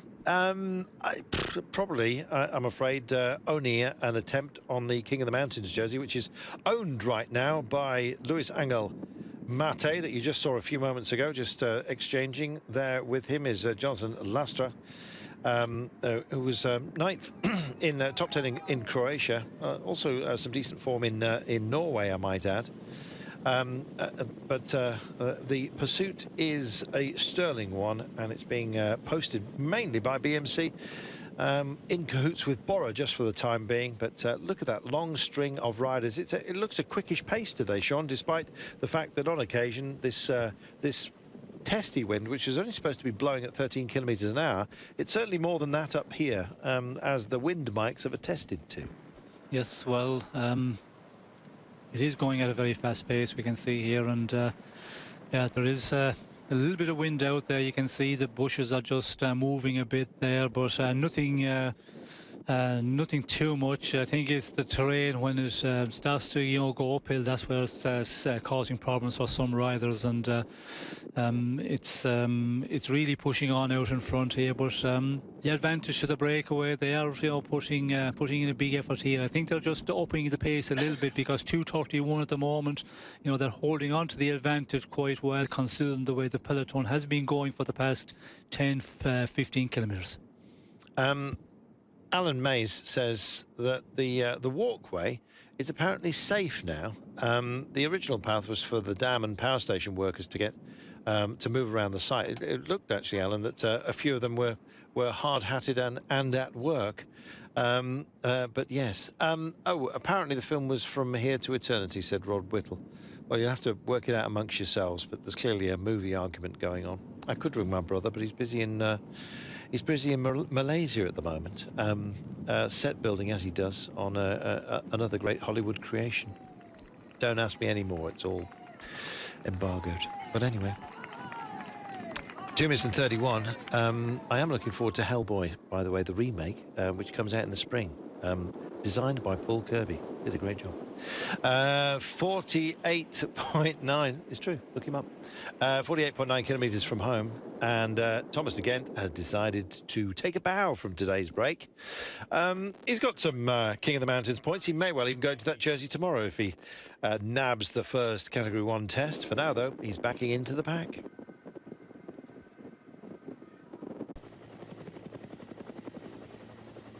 .7 kilometers, and that outcrop is the Castillo de la Pena. And as you can see, if you make the trip up to the top, if you climb up there, you will be able to bend a knee in that small chapel. But then again, if you want to cool down and indeed put the odd euro into the coffers of the Iglesia Nuestra Senora de los Remedios, then you're going to have to come off it. That was the bigger church nearby. Praying for this next climb. We're nearly there. We'll be there in 3.8 kilometers, but as you can see, it's a real old grind, and quite frankly, I imagine that by the end of today they're going to feel like they've had a pretty sterling test, something that wasn't really suggested by the profile.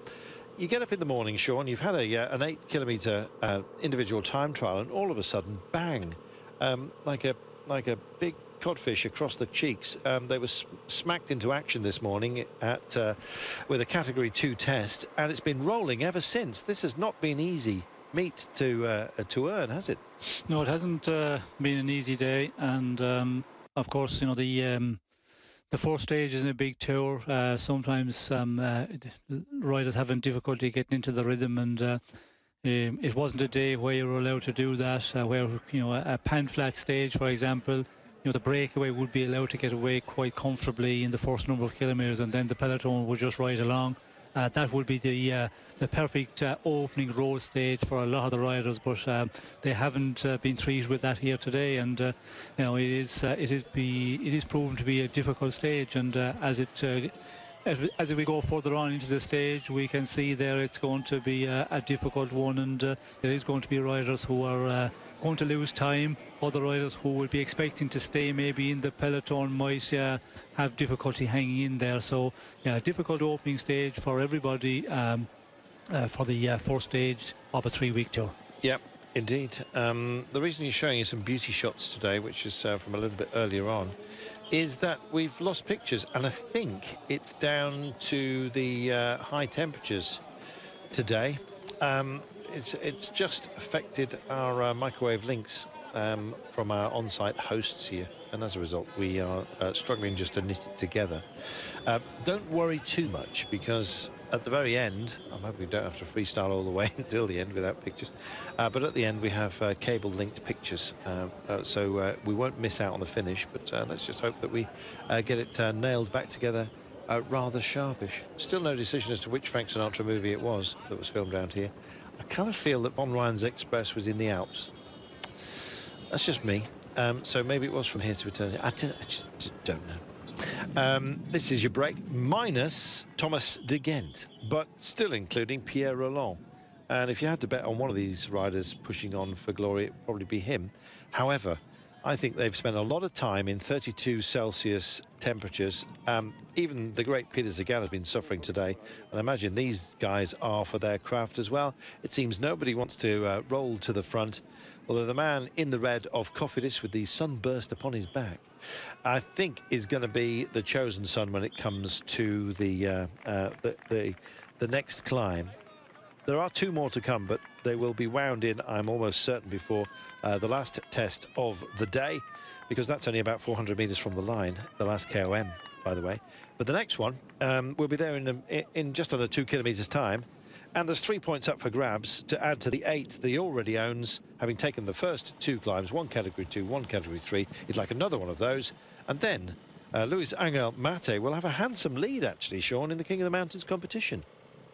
Well, he will be the one, all going well, that will get us something out of the day, because he comes out with a jersey, and that will be good for Luis Angel Mate and for Cofidis, and you know, to get something out of a long day. Yeah, it's something that a lot of the riders in the breakaway would have been hoping for when they set out in the earlier part of the stage, but unfortunately, you know, some riders are not going to get much out of the day. They are going to get the exposure here. They get, you know, on the screen, get their sponsors for a long number of hours on air here. But it's nice to get on the podium after the end of a long day, and it's looking, you know, more and more like that the breakaway, they are going to get to the next mountain classification point, but after that it's a question of how far will they be allowed out in front.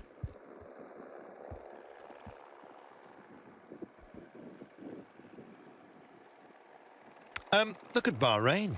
The golden helmets are starting to make a move here, and in fact a few others are starting to show their hand. And I think, Sean, it's because we're going to go over this test, and then we're going to have a downhill run, and before you know it, we're going to be approaching the finale. There's teams here that are starting to get worried of a long-range attack from some quality riders, of which we have plenty here within the pack. Bahrain Merida, who are they thinking of? Would it be Gorka Izagirre today, do you think? Well, that is going to be the question, and you would expect the brothers Izagirre to have a go on this one. This is the kind of final that they will be able to manage quite well. They are able to sprint pretty okay. and it will depend on who's in the final with them, and you know, they will try and get the Isagri brothers in a good position, and then in the very final leave them do their own thing. And I think we will see more and more of that. But the descent is a one, you know, you have to be in the front of the peloton. So it's not surprising that we will see some teams, you know, just moving up a bit and getting into the top 25, 30 riders to make the descent. Well, we've seen some splits here already, Sean, particularly on some of the inclines, and which have been more testy than the gradings suggest. And I think there's a danger that we may well get a split, and especially if the wind is blowing a hoolie here, and when you make a change, when you make a turn, that can have an impact. You'll see the vegetation here; it's bobbing all over the place. Meanwhile, as you've seen, Mate does want King of the Mountains points. Apparently, we're still not there, but it looks like we may have already completed it. You saw a bobbing KOM inflatable a little while ago. In fact, they were counting us down to that test, and they've not exactly been well marked where they've taken them. In fact, where they are supposed to take them, no test has been found, and I believe that we've already been over the Alto Ardeias. But this certainly looks like a downhill run for us right now. So looking at the head of the race, they've got just under 2 minutes, and it looked to me like this has already been taken by Luis Angel Mate. It may well have been that they've taken down an inflatable or the sign, Sean, because of the wind, which has blown up this afternoon. Yes, well, we can see here 44.7 to go. The mountain classification point was at 43.7, so it's an interesting one. But we have seen a lot of times we come through areas where there's, you know, other banners for different sponsors in the Vuelta, so it's confusing a bit there because we flashed through them very quickly, and yeah, now the question is, have we been through the mountain classification point? I think it's still to come, and that's the reason they're just starting to mark each other a little bit, so we should be getting to that GPM point very shortly. Well, I've got some news for you, and that is that the race centre is graphically representing that they've already been over it.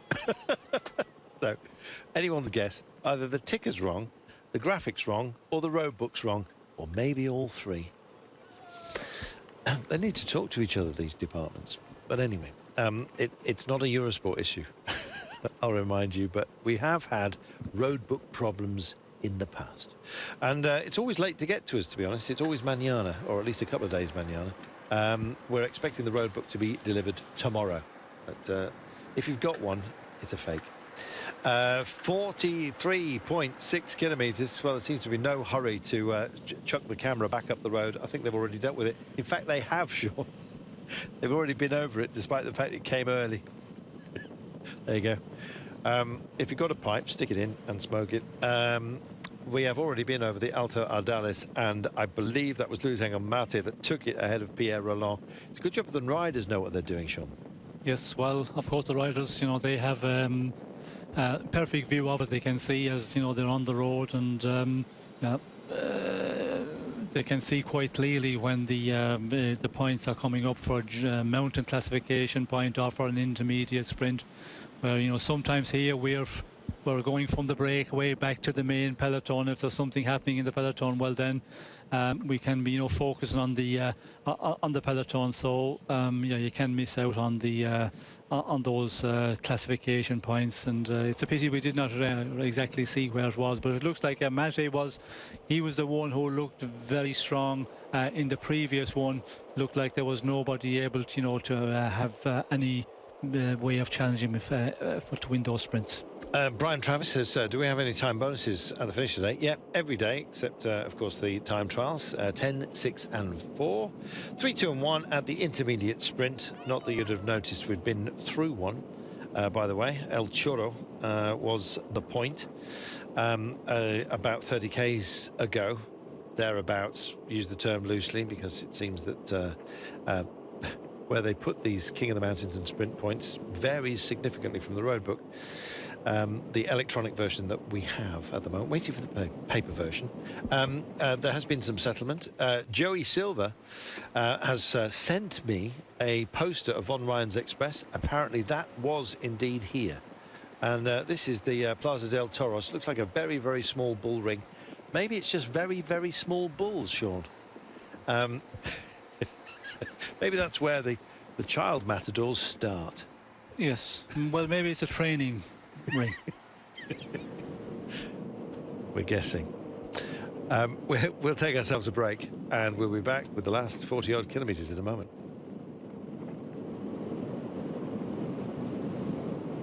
Oh, in fact, it's Rowan. The red jersey as in the Giro during 4 days or more. To be honest, I'm not too fussed if I lose it today. I'm more worried about Worlds and Stage 16 and helping out some other guys achieve their objectives and goals during this Vuelta. So if I keep it today, I'll be happy. But if I lose it and I've helped a teammate get a result, then I'll be happy as well. Yes, because maybe you are going to give the jersey to Nicolas or Dylan. Yeah, but if the big threat is that Kwiatkowski wins and he takes a jersey anyway. So look, it's going to be a day where I think someone will take the jersey from me. It's one of those stages that someone that was good yesterday is going to be good today. So look, it's just the way it goes. And if I was here for GC, I would fight, but I'm not. There we are. He says he's not here for GC. Well, he may well like to hold on to red for a wee while longer. Will Rowan complete this entire course? Not sure. There is, of course, another time trial, stage 16, after the second rest day. But when you look what's ahead after that, it really is quite testy. There was a question earlier on today, Sean, about whether some riders are likely to use this for prep for the Worlds and bid us adieu after 10 or 12 stages. I'd hope not. Well, yes, we're hoping not, but that's something we've seen in the Vuelta for many years now, with some riders come here and you know, go so far in the race, maybe do 2 weeks of the race and then leave it with the World Championships in mind. And of course, you know, there's the time trial at the World Championships, and then there's the road race. So it's nothing new, and I don't think it'll be anything different this year. It's always the question of how many, and hopefully, you know, as little as possible riders, because for the race we need them to continue on to the very end of it. And it's important for the race organisation that they hold on to some, you know, the bigger names right to the end of the race.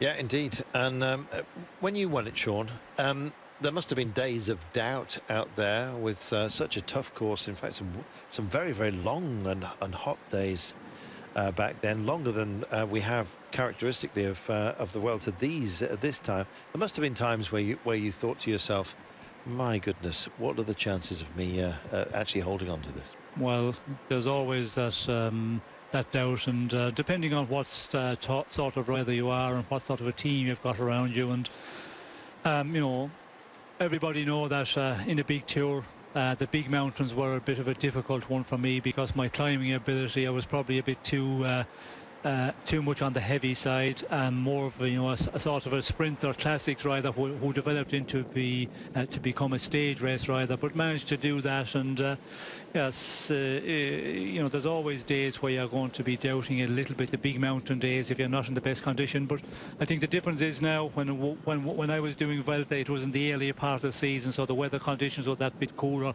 than we have at this moment, when it's, you know, in the end of season. Welcome back. 35.5 kilometres as we cut through the Great Plain here. Only 97 seconds, a minute and 37, if you do your math. From the remainder of our breakaway, Thomas de Gent has backed out of it. He knew this one wasn't going to work.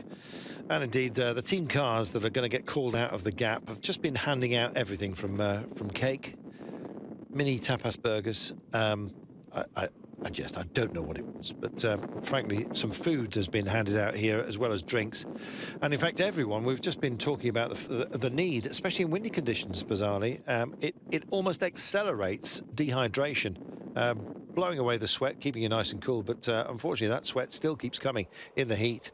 And you've got to make sure that your fluids are where they need to be. Obviously, they need to go somewhere as well. And You don't want to be sloshing around and needing a comfort break this late in the day. Let's hope they've got the balance right. 34.7 kilometres, and Sean, we're not hanging around. This has been a quick day. Well, yes, we are starting to pace for quite a while now, and in the breakaway they are starting to push on a bit more, and you know the advantage at that just under 70 kilometres to go, it was at 3.5 minutes. It's come down a lot, and not surprising here, the peloton has been active for a long time now, you know, and quite a number of kilometres. But the breakaway, we can see, you know, it's the same tactic that we see employed by the breakaway on many occasions. When you're not allowed to take a pretty big advantage, you just try and hold on to as much of the advantage as possible without making too much an effort within the breakaway, and then start to really push on that, you know, 25, 30, 40 kilometres in the finish. And that's what they're doing in the breakaway at the moment. You can see there's much more urgency in the breakaway, but also back in the peloton it's the same here. Teams starting to appear with a line of riders protecting their general classification men. Yes, indeed. And spectacular weather today, but you can see as well that the peloton now is spread wide, and this is because the pace is not being driven on by one team in particular. And so it's been a near protest from the breakaway, saying, all right, if you're not going to allow us at least the thought of being able to deliver this, we're going to sit up. And when that happens, it's reflected back at the peloton themselves, and so you may well see that the pace may well just ease back just a little bit. Can't see it just for the time being, with Alexis Gougiard still setting a decent tempo. We've seen speeds, between 46 and 51 kilometres per hour. This is on the flat with wind to deal with. Can't quite see the wind direction at the moment, but as you can see, Sean, it's suddenly got very calm down there. A lot of road to play with, and all teams, I have to say, in colour order, ready for the day at hand. Yes, well, it's pretty normal that you see there's a little bit of a slowdown in the peloton. 1:26 at the moment, and still there are 33 kilometres to go, so they can afford to do that. And you know, if the gap starts to grow out again, well, then we will see, you know, some of the teams starting to just up the pace a little bit more in the peloton, and that's the way it's going to be until we get to the very final, or close to the final climb of the day. That's when the direction will really start to kick on, and they will be pushing back in the peloton position to get on to the final climb in a good place in the peloton.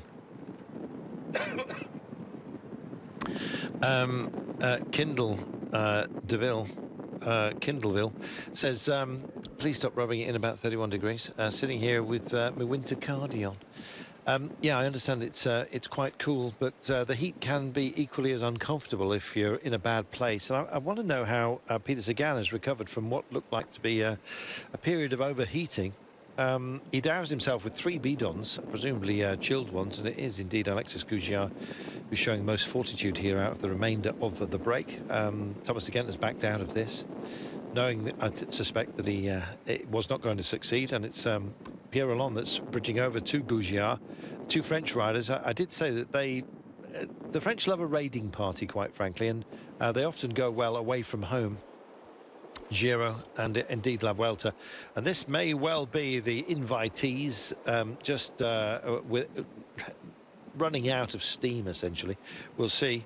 The rider from Burgos, Fabio Torres, is third in the King of the Mountains in the Tour of Burgos, who's just deciding to try and whip up a bit of enthusiasm amongst those in that quartet from the breakaway. Luis Angel Mate knows he can't take the final climb because it's too close to the finish line. He's taken all 3 climbs today and owns a King of the Mountains jersey, so his job's done. So he's not going to be part of an engine room to chase back in. And indeed, it is Saiss that goes on the attack. Mate does pick it up. Lastra from Caja Rural is last at the back of this quartet. But it looks like the Frenchmen have gone. There's 11 seconds gap. That's going to be tough to close down, especially at the back of what's been a busy day. And I think Pierre Rolland thinks, well, you know, if they're not going to dig in and share the duty, I'm not going to carry them either. You can start to regard those around you who are not doing work as a bit of an anchor. There we are, having a look. Saiss And indeed, what they're saying to him is, we're not going to join the fun, I'm afraid. Let's let him go. We've done our job today. Not least, of course, Mate, who is the owner of a King of the Mountains jersey. The first points, indeed, with climbs have been settled today, and he owns the maximum. Just over 30 kilometres to go, a minute and 13 to the peloton, who are, I think, going to be happy to close them down. If it was 25 to go, Sean, I think the pace that they could instill in the run-in would be enough to deny anyone who's thinking of going out on a secondary break. Yes, well, I think it's the advantage back to the main peloton. That's where the problem is going to come from for the two Frenchmen out in front and four chasers here. And you know, this difficult terrain as well is not going to help the situation. But we can see here the road they're on. It's, you know, a real killer. You know, it's open a lot, and there is a little bit of wind out there, and any little bit of wind here, you're going to start to really suffer. And you know, this little bit of uphills all the time, that is, you know, really testing one. As you can see, the four riders here, they're on a section where it does, you know, just kick up a bit. The other two riders out in front are over the top of this one, and at this point, with the conditions, the warm conditions today, being out in the breakaway all day, it's normal that, you know, the fatigue is starting to set in, and it's just the riders, weaker riders, or the riders are, you know, less in condition. They're the ones that are suffering the breakaway, and it's the two, maybe, as you mentioned, Carlton, the two stronger riders who found themselves out in front. Yeah, indeed. I think it was always destined to be the case, and here they are. A minute and 7 back to the red jersey, which is worn with distinction by Rowan Dennis after yesterday's spectacular time trial. The man who finished closest to him is Mikkel Kwiatkowski, who could go into red today with a decent finish. 10-second bonus at the line, don't forget, and the sort of incline that we've got may well suit him. What fatigue levels does he carry out of what has been a very busy season? That's the question. And he's asking it even of himself. Not tired yet, he said. Coming out of Poland, out of the Tour, out of the Dauphiné, he's been so busy this year. And he's going to get even busier, and Team Sky it is that's going to try and put the hurt on everybody. They come to the fore, and this is for Kwiatkowski and their attempt to snatch the red jersey off the back of Rowan Dennis. Sky then, for the first time, Sean, take on the duty, and guess what, Movistar are joining them as well. All hands to the pumps as far as they're concerned. I don't think they're going to be that troubled by catching the break. They'll find the quartet in around half a minute, another a further 30 seconds up the road. You'll find these guys. They are now on a full march, and Valverde's boys for Movistar are in the game today. Yes, well, we're going to see more of that. The riders with a man for general classification here, they're going to, you know, start to appear on the front of the peloton. And you can see here, you know, we're on a part of the stage where it does just start to go up slowly, although it does say the final climb, it's just a bit over 7 kilometres, but it does start to go up gradually and much further out, and we're in that point now, as you know, the 28 kilometres to go. So they're just playing safe here, and that's what the teams are doing. Team Sky, Movistar, they're all going to, you know, try and hold the front of the peloton. 28.2 kilometres. We're hearing actually over race radio rather sweetly that the MotoGP in Silverstone has been cancelled, I presume because of rain. But it's absolute sunshine here, and if you're tuning in because you've missed out on your motorbikes, you're very, very welcome. 56 seconds, 55, and it's counting down almost second by second. 54. These guys are on a charge, and I'm afraid that guilty as the breakaway, I'm afraid, is banged to rights. They are done for. However, we still do have a feisty push as Postelberger decides to go for a long one. He's going to be a satellite rider potentially for his teammates. We will wait and see. The Austrian is up there. Sagan, Manny Buchmann, Jay McCarthy, Rafa Majka. Who knows what Bora Hansgrohe's plan is today. Interesting to see Rigoberto Urán getting up as well, despite the fact he's got Pierre Roland up the road. And indeed, there are 4 of the original breakaway. Thomas de Gendt is already back in the pack, knowing that it wouldn't succeed. And look at that, Sean. A big squeeze, and Sky know the road here. They're brilliant at recceing. 6 wide, 8 wide, suddenly into 3 and 4 wide. Big pinch point, safety first, up there, doing a job as always. Yes, well, that's what the that's what you've got to do in the big teams. When you've got a number of riders, you just you know, put some of the riders in the front and just keep the pace real high, keep in a good position. And we can see here Movistar, Team Sky starting to appear, and a good move there, because you come into these pinch points, and if you're too far back in the peloton, well, then you have to knock off your pace and then try and, you know, build up that pace again and try and move to the front of the peloton where you need to be. Best place to be is, you know, in the very front of the peloton, where we can see here Movistar and Team Sky. Yeah, indeed. Nelson Oliveira, the Portuguese from Movistar, wearing the polka dot jersey. It was just to honour the sponsor, really. No points were achieved by Oliveira. There were no points of any kind, because there was no climb yesterday in the time trial, but it is owned right now, and courtesy of one of the men who was in the break, Luis Angel Mate. 26.6 kilometres from home, and we have 49 seconds only to the 2 remaining riders from the breakaway, which is Alexis Gougiard from AG Tour Le Mondial, who'll be working, I presume, for Tony Galopin, who's got a big option today, having a poor spring, but you never know, he may have a spring in his step if he goes well today. And Pierre Roland, I thought Danny Moreno would be the choice indeed for EF Education First today, but you never know. Rigo Alberto Oran is capable in this kind of terrain, and even someone like Simon Clark could go well. Here we are, the 2 men up the road, last from the breakaway, both Frenchmen. Gougiard in the brown and white of AG Tour Le Mondial, and Pierre Roland with the pink shoulders and indeed helmet here, with 40 seconds only of an advantage and 26 kilometres to go.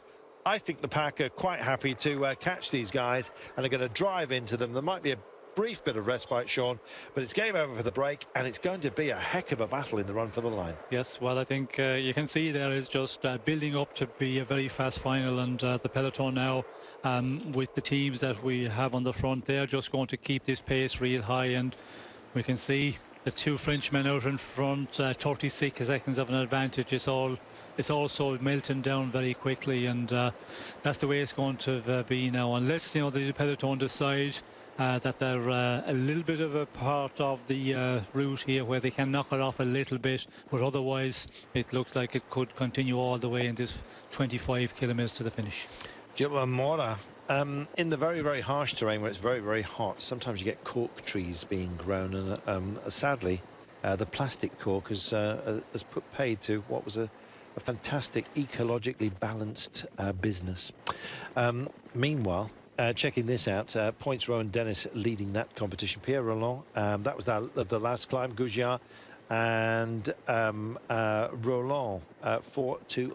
I don't understand that, to be honest, because bonifications, indeed, we're just rolling through a few of them. The man who owns the King of the Mountains jersey, not mentioned there, is Luis Angel Mate. 25 kilometres from home, and they're holding 51 seconds. It may well stretch a little bit their way, but the peloton, I think, is more than happy with the fact that they've got 2 up the road. How much happier they'll be in the next 5Ks is anyone's guess. Going to take ourselves a brief commercial break. Back with you in a moment. Welcome back. The Castillon, or one of the many that dot the horizon here, looking down on what's a royal battle in the offing. Indeed, 40 seconds now is the gap that's held by Pierre Roland and Alexis Gougiard, AG Tour Le Mondial and Team EF Education First. The last man standing, in men standing, indeed, from our breakaway. A little bit of picture breakup as we wait for our big approach. It's an approach they've seen before, Sean, so they know what they're dealing with. We've got a climb, and then the finish line as we come up the Alto de Guadalajara. Yes, well, they've all seen it already, and yeah, they know what lies ahead here in this final 21.8 kilometres, and now it's the question of how you're feeling back in the peloton. We can see here Yeah, the two riders, Pierre Roland and his companion Goujar from AG2 Ala Mondial. They're riding quite strong here, still, holding on to that. Around the 50 seconds, it's been to and fro of that for quite a while, and we can see Movistar, the ones who are securing the pace on the front of the peloton for the moment. And yeah, this is going to be a real fast final. And Movistar, of course, Valverde, this sort of run in, he's a one who can manage this quite well. He's quite fast as well in a group. If it comes with a group of 30-40 riders, and the real fast men are not there anymore, well, then Valverde is definitely going to be in there with a chance to go for stage victory. And he's 24 seconds down, so that is on Ronan Dennis. And the big question is, how will Ronan Dennis perform here? Because this final, it should be something that he can manage, but we did hear that he's not here really to challenge for the general classification. But I think if he gets through today, of course, tomorrow another stage, he can hold on to the jersey for a number of days, and that would be important for the team and for himself. So I think he will really dig in there and try and stay in contention. But will he be good enough to hang on to the guys who he needs to conserve race leadership? Not hanging on at the moment, Alexis Goujian, who's on the radio, beaming back to base. Not beam me up, Scotty, but get me a cold one ready. Goujian, I'm afraid, has lost contact with Pierre Roland, who's going to be last man standing. It'll be a combativity award. You can be sure of that at the very least for Pierre Roland, and he has gone. He means business here. Now, they've got to give him some respect, because Pierre Roland is one of those guys who can hold a tempo. If teams start looking at each other, they may well lose out. I think his card is marked, especially with this sort of distance remaining and the efforts he's put in today. But nonetheless, it's brave, showing some fortitude, and he's going to need it, because there's going to be an awful lot of attacks. Dan Martin this morning said we're going to see a lot of action on the last climb, and he intends to be there. Problem is, for Dan and all the other favourites today, there are plenty of riders who could win this, especially this early on, Sean, in a Grand Tour. You're thinking, well, it comes at the end of the year, but there will be some fresh minds and legs. It's almost like a new page, and you're seeing other teams that maybe weren't top of our list at the beginning of the day, like Lotto Jumbo in the yellow and black, coming up and joining the fun. That'll be for Kruijswijk and George Bennett, two very capable riders in all terrain, and that's what we've got today. Yes, well, I think this terrain will suit a lot of riders, and it's going to be an interesting final here. As we can see, the advantage down to 33 seconds at the moment, so it's come down very quickly there, and you can see there the front of the peloton, they are setting a really strong pace, but they're definitely not giving 100% for the moment, where Pierre Roland out in front, he's going to have to do it all alone now, and he's been out there for a long time, as you said, and that is going to be real difficult. Still with just over 20 kilometers to go, 30 seconds in advantage. I think the lead is a too slim one to have any chance for Pierre Roland to hang on and go for stage win. The Acho Cross here, 531 meters is the cliff, so presumably when they were setting it, they tied themselves down. You don't want to tumble off that, do you? Nonetheless, you can see the attitude of the vegetation around this symbol, and it is busy. We've got some wind today. We've had plenty of it. Pierre Roland just dispatches one bidon. He's got double cages full as we speak. But I don't think his optimism is quite so brimming. He's only got 16 seconds, and this may well be that he's giving himself a nice drink to have once he's back in the pack. 15 seconds. He's been tagged, Sean. Yes, well, I think it's a situation where the breakaway was never allowed to get enough an advantage, to go on into the final and try and go for the stage victory. And they have battled on quite well, and Pierre Roland, we can see there he is starting to realise that it is not happening here, because the peloton are just continuing on, and the reaction from the front of the peloton, they're just going at a real strong rate here, and the advantage is coming down just too quickly for him. Some nice azaleas on display down there, and indeed some palm olives. Meanwhile, with 19.7 kilometers to go, sorry about that, I just noticed them. Thought that's we are going to be declared all together. In fact, it has just been. you're looking at the head of the race. Pierre Roland, last man standing from the break, has now been reabsorbed, and this is where Team Sky start to impose themselves. This is for Kwiatkowski. Now, don't expect him to do some work on the point. The point being that Team Sky love to make it difficult for those who may have some tired legs. Kwiato himself, the polished champion, it's not overly distinctive, a little bit of red and white, but nonetheless, he's tucked in there. You see his red and white helmet as well. He looks like a man who's at peace with himself and indeed with the plan for today. Whether he'll deliver it is anyone's guess.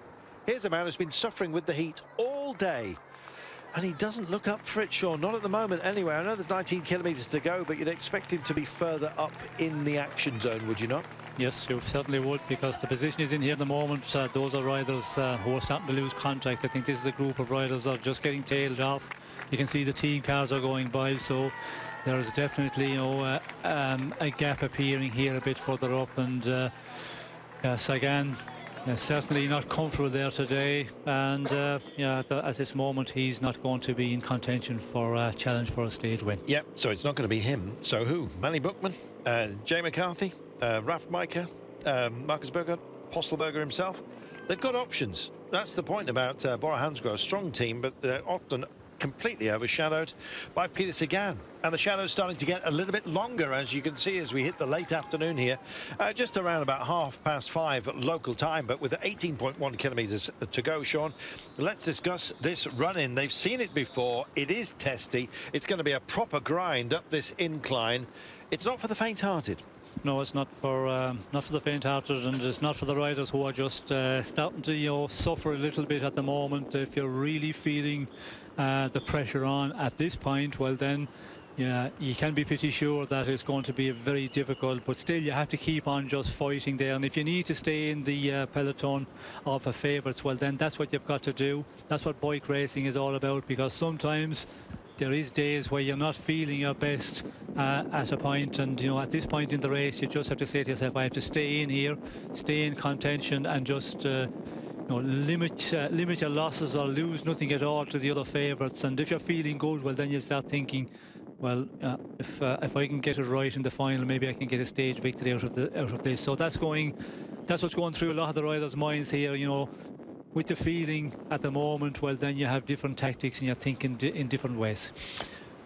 We were worried about Peter Sagan, were we not, Sean, earlier on today, when we saw him dousing himself with 3, 4, 5 bidons in very close order. He put a nylon sock down between his shoulder blades with crushed ice in it. It was like he was fighting temperature, overheated, and that suggests he may well not be well. If he's got a fever, then it's job done, surely. Well, yes, but I'm not sure if that is a signs of a fever. I think if you come into this race and you haven't been, you know, in races where it has been warm like this or something close to, well, then you can suffer a lot. And depending on what you've been doing as well, because you know, if you have been resting a bit before you come to this race, if you rest up a little bit too much, well then, you know, you're not going to be in the rhythm of the race. And today is a day, if you're not in the rhythm or pretty close to it, where you're going to suffer majorly. And that could be the problem for Peter Sagan, because let's not forget, you know, he had a very difficult tour. He did some of the appearance criteriums afterwards in Belgium and possibly in Holland. So if you take a little bit of rest period in between or after those events, well then you can, you know, have a bit of problems just getting into the race, and that could be the reason that Sagan is suffering today. And he's probably not the only one. There's other riders as well there, you know, who need a number of days to get back into the rhythm of a stage race once again. Sprightly push there by UAE Team Emirates. Would it be for Dan Martin? Maybe another of their number. Dan Martin is not to be discounted. Peter Sagan probably is today. I hope he stays with the race and manages to recover into it. We're hoping the same, of course, for Richie Porte, who's not been at full strength, courtesy of a dicky tummy, I'm afraid. Rowan Dennis is in the red jersey, however, so BMC have already had a cracking start. Can they hold on to it today? Will it be Dylan Teuns who has his turn? For them, it's anybody's guess. Would you like to have a tentative roll of the dice today as to a stage winner? It's a tough call, Sean. Yes, it is a tough call. There's a lot of riders there you can, pick out of the list of names in here. But if I was to go, I would have a go for Alexandro Valverde. There you go.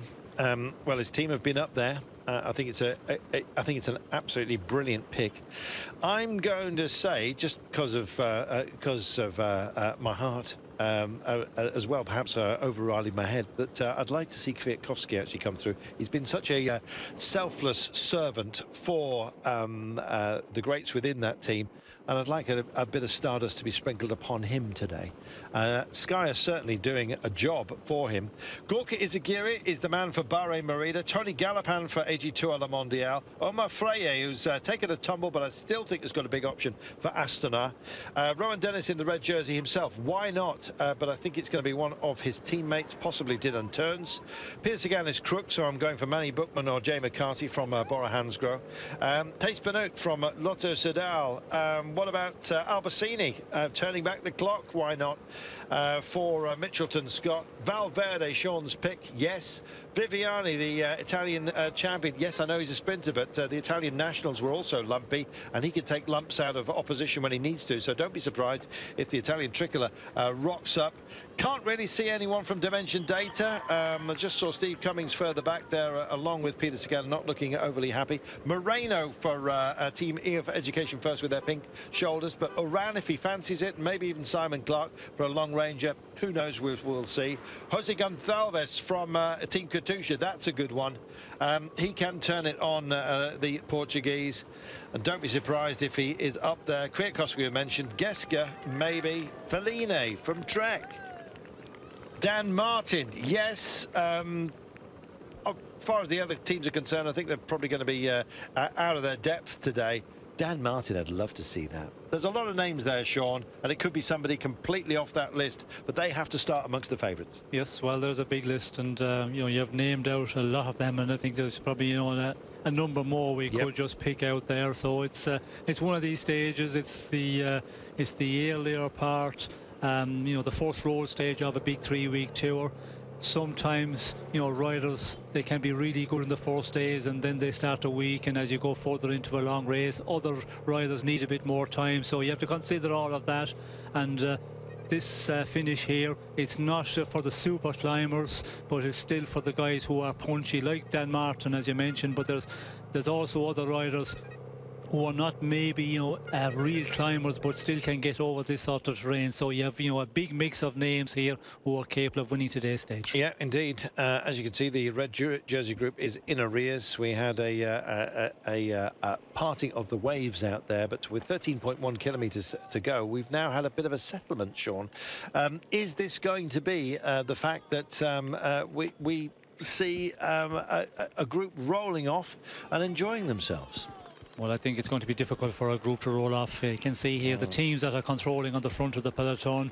It would take a real strong effort for anybody or a number of riders to get away out of the front of the peloton here, because it's going to go faster and faster as we get into this final 13 kilometres, and I think it's going to come out of a group of riders. How many that will be? 30, 40, possibly 50 riders. I think that's where it will be won from. But yeah, in the very final, we did see that ramp up to the finish.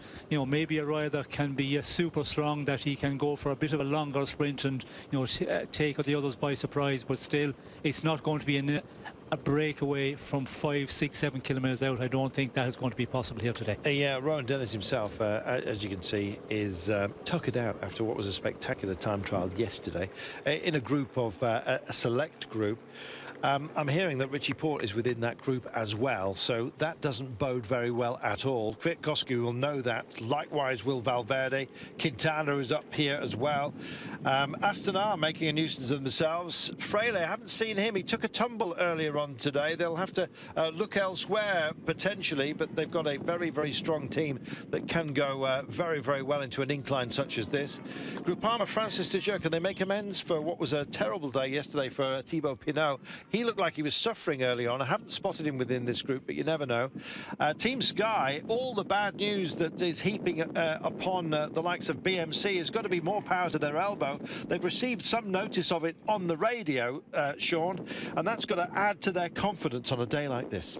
Yes, well, we can see here as Team Sky are still controlling here. Castroveco is just setting the pace, and yeah, it's all the teams who have somebody. Astana, of course, you know, they have to look after Miguel Angel Lopez because he's a general classification man. 35 seconds down yesterday, so that was a good performance for, you know, the small lightweight rider in the prologue of yesterday's stage, and they have to just make sure that he loses nothing to the other favourites, and that is the tactic certainly of Astana, but we can see here it's Sky who are dominating the front of affairs.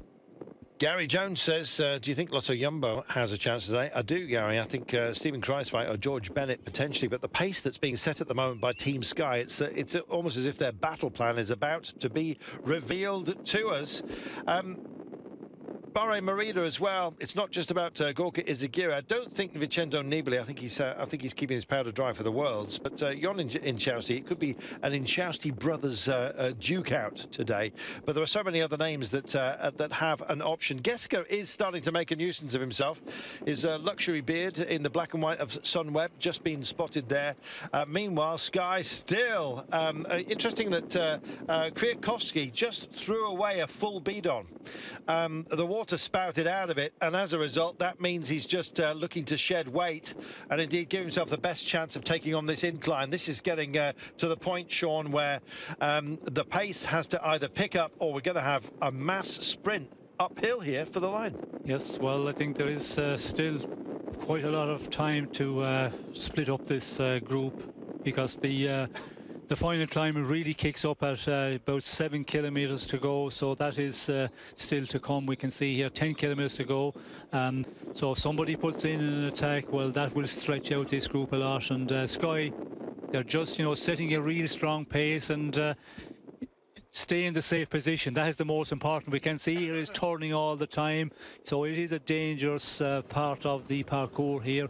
Stay out of danger. That is the most important for the moment until we get into the final 7 kilometres. Rowan Dennis, and I understand Richie Porte as well, 4 minutes in arrears with 9.6 kilometres to go. Matteo Trentin, European champion, is up here, and likewise Michael Albacini, the veteran for Mitchelton Scott, by the way.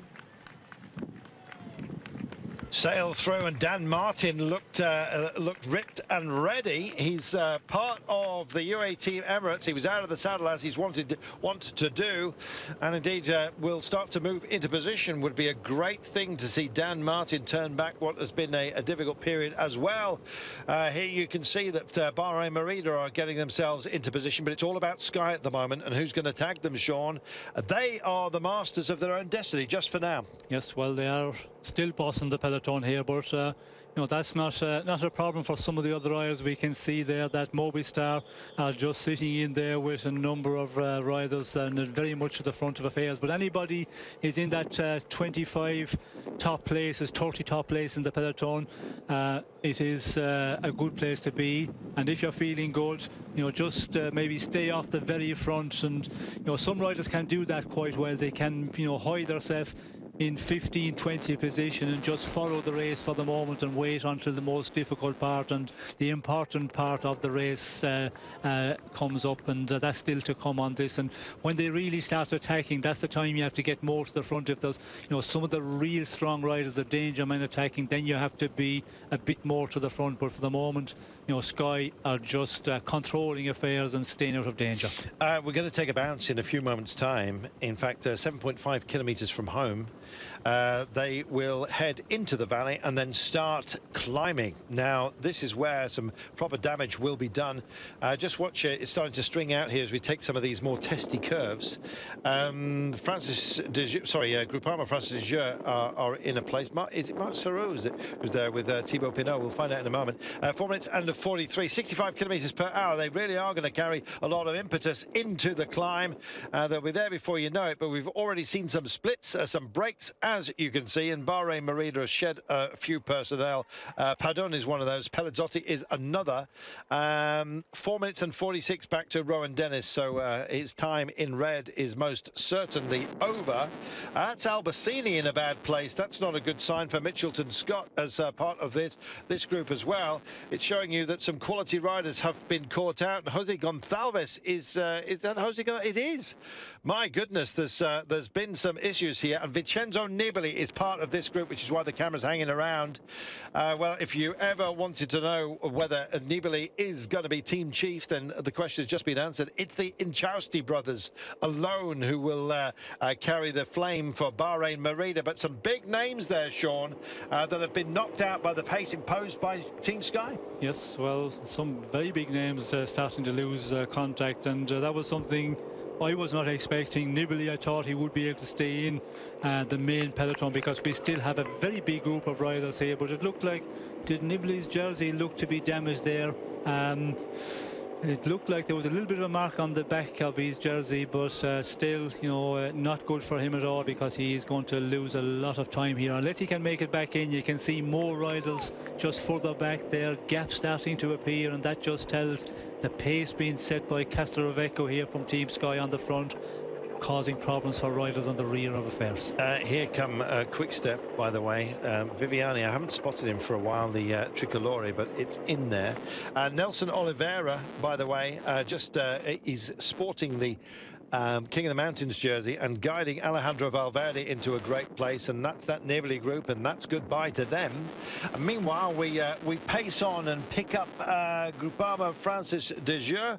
There it is. That was Leo Vincent.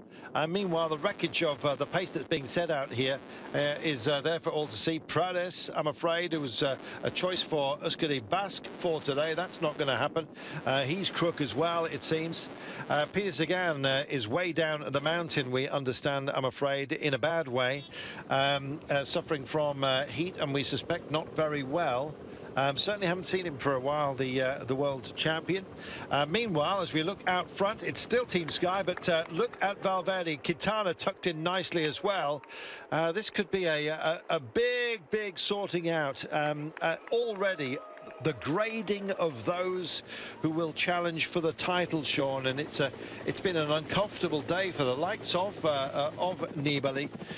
He's not going to be the only one to suffer. Peter Sagan also having a trying time. Yes, and Sagan, it's not surprising that he's a trying time, because you can see the riders that are starting to suffer on this stage. It's turning out to be more of a testing one than a lot have expected, and you know, here in Richie Porte as well, so he's another rider who having to recover from his sickness over the past couple of days.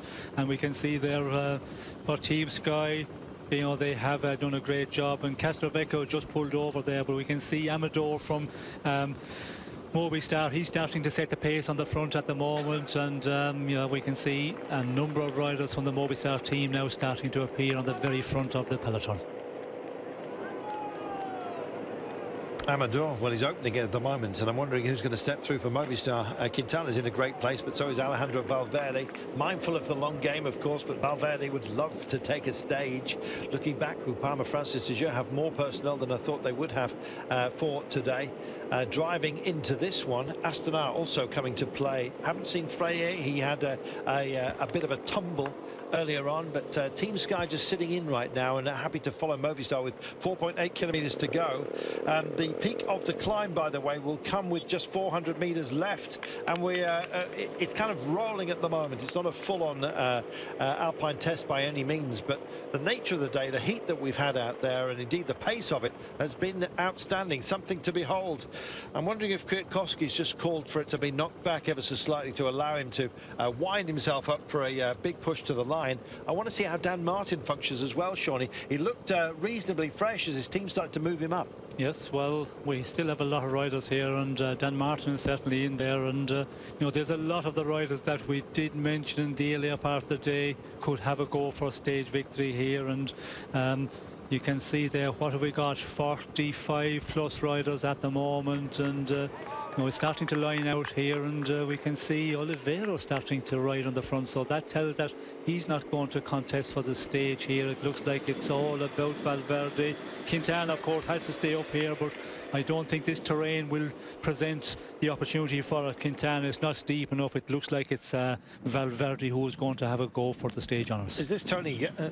Surely not. Surely not. I thought I couldn't quite see as we went. I was going to say, is it Tony Gallopin, another one of those riders who could have had an interest today, but apparently not.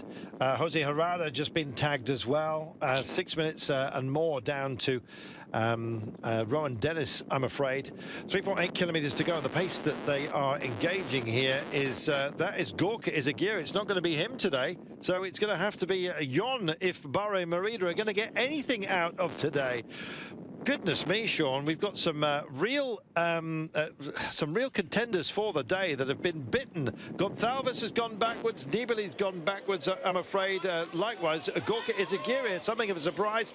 Out of the saddle is Nelson Oliveira in the polka dots here out front. Sky still very much with an interest, and it looks like it's going to be a battle between our two chosen riders, Kwiatkowski and Valverde. It's Valverde that's asking for the pace to be set just now, with the Polish champion for Team Sky, second yesterday. It may well be Valverde wins it, but of course Kwiatkowski goes into the red jersey with a good finish today. Such was his impressive time trial yesterday. 3.2 kilometres from home. We'll have all the answers, Sean, but for the time being, only questions. Yes, for the moment we can see there is still the pace being set by Movistar, Oliveira, and we can see some of the riders that we're expecting to challenge here, notably Izagirre, having difficulty, and it's throwing up surprises as we get further and closer to the finish here. A lot more riders losing contact, and it's looking like that it's going to be between the likes of a Valverde, a Kwiatkowski, but we still have some other riders who could really throw the spanner in the works in the final 3 kilometres. 3K's out, Mark. Hubert Dupont, non-stick. Well, yeah, he's sliding backwards, I'm afraid. As you look through this one, just trying to see who it is from Lotto Jumbo. I think it's George Bennett who's in the frame here, just a little bit further back. Kwiatkowski, sorry, Kruijswijk is also there. Time to dig, and maybe EF Education. We said Rigoberto around, maybe. Danny Moreno's in here. There is Jon Izagirre. He's up with the big boys for today.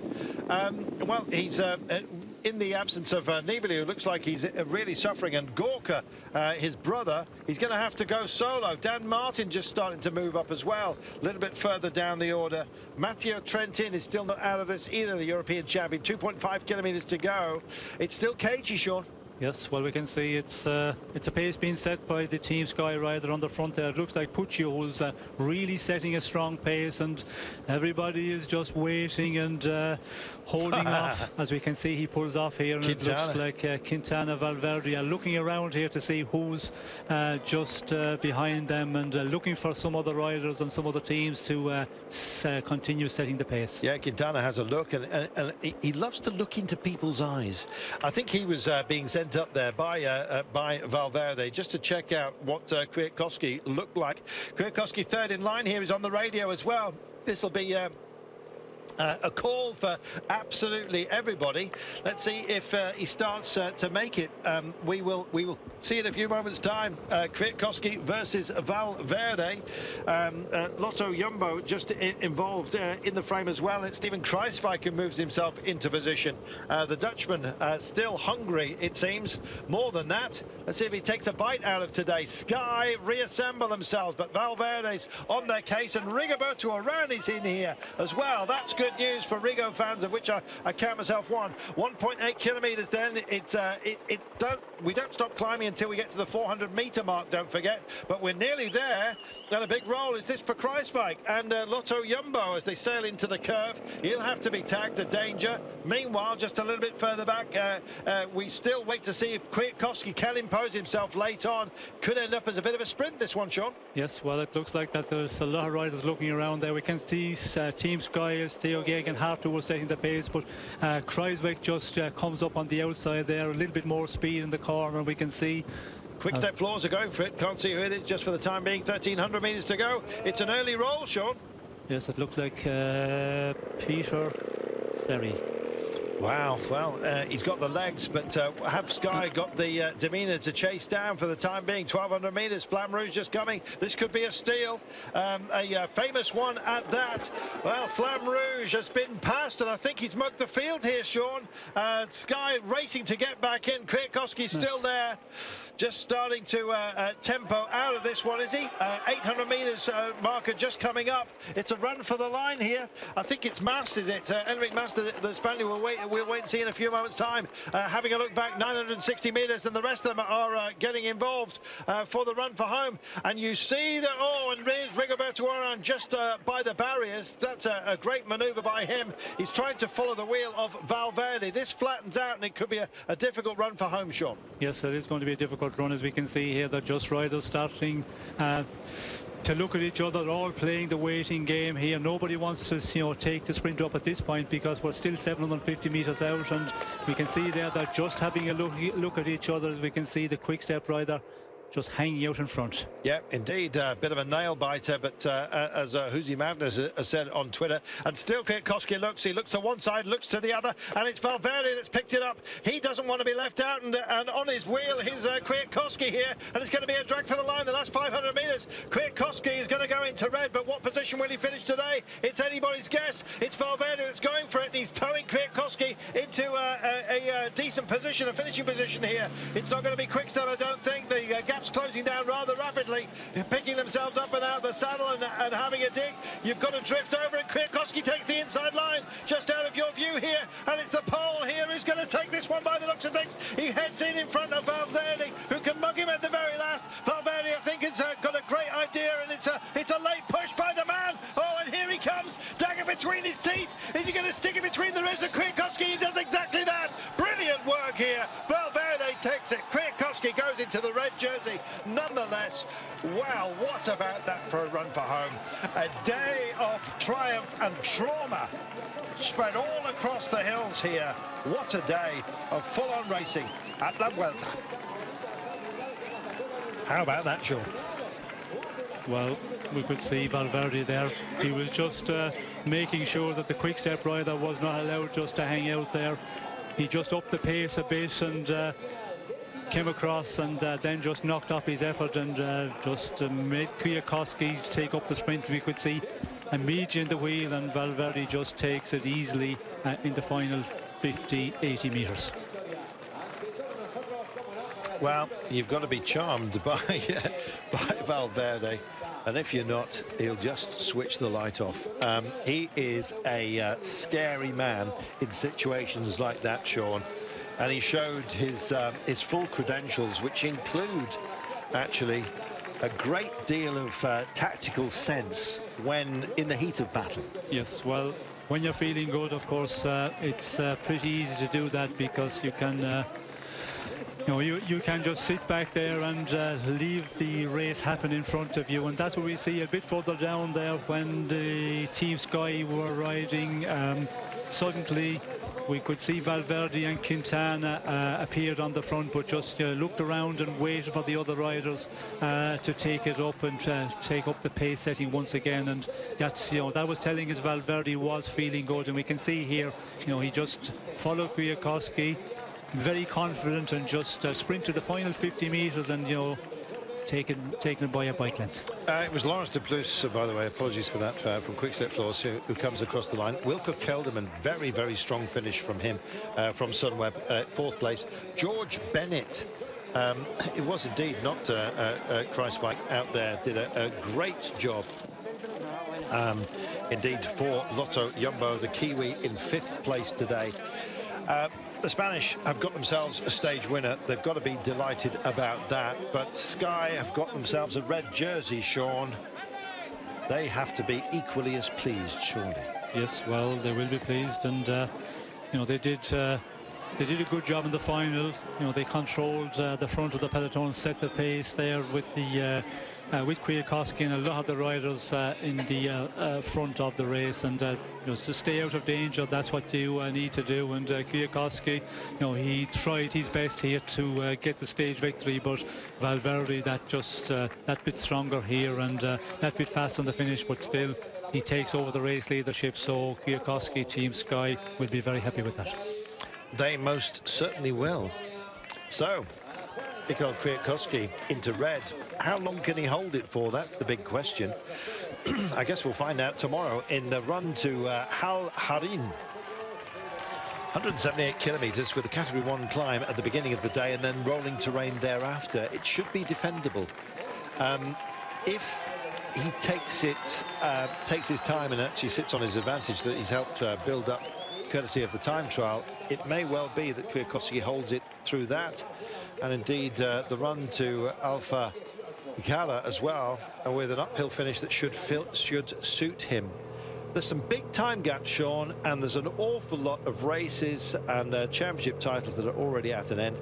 Seeing Peter Sagan here, the world champion, the cameras always look for him. But this is a big packet he's taken today, I'm afraid, and he is not alone, I'm afraid. We have a Yates here as well. That's not good, and plenty of others, including, I believe, I understand, Richie Port, and of course Rowan Dennis. Wow. There you go. Simon Yates finishing 21st, by the way, today, so it's Adam a little bit further back. Confirmation of how they finished. Valverde with Kwiatkowski. De Plus it was for Quick Step ahead of Wilco Kelderman. It says for Sunweb. I'm thinking they're in error here. I will. It is Kelderman ahead of George Bennett, Tony Gallopin, Manny Bookman. Good finish.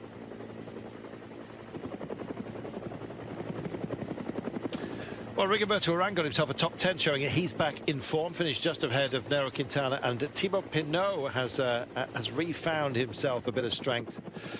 But Valverde finds a win, and a red jersey goes to Sky Kwiatkowski.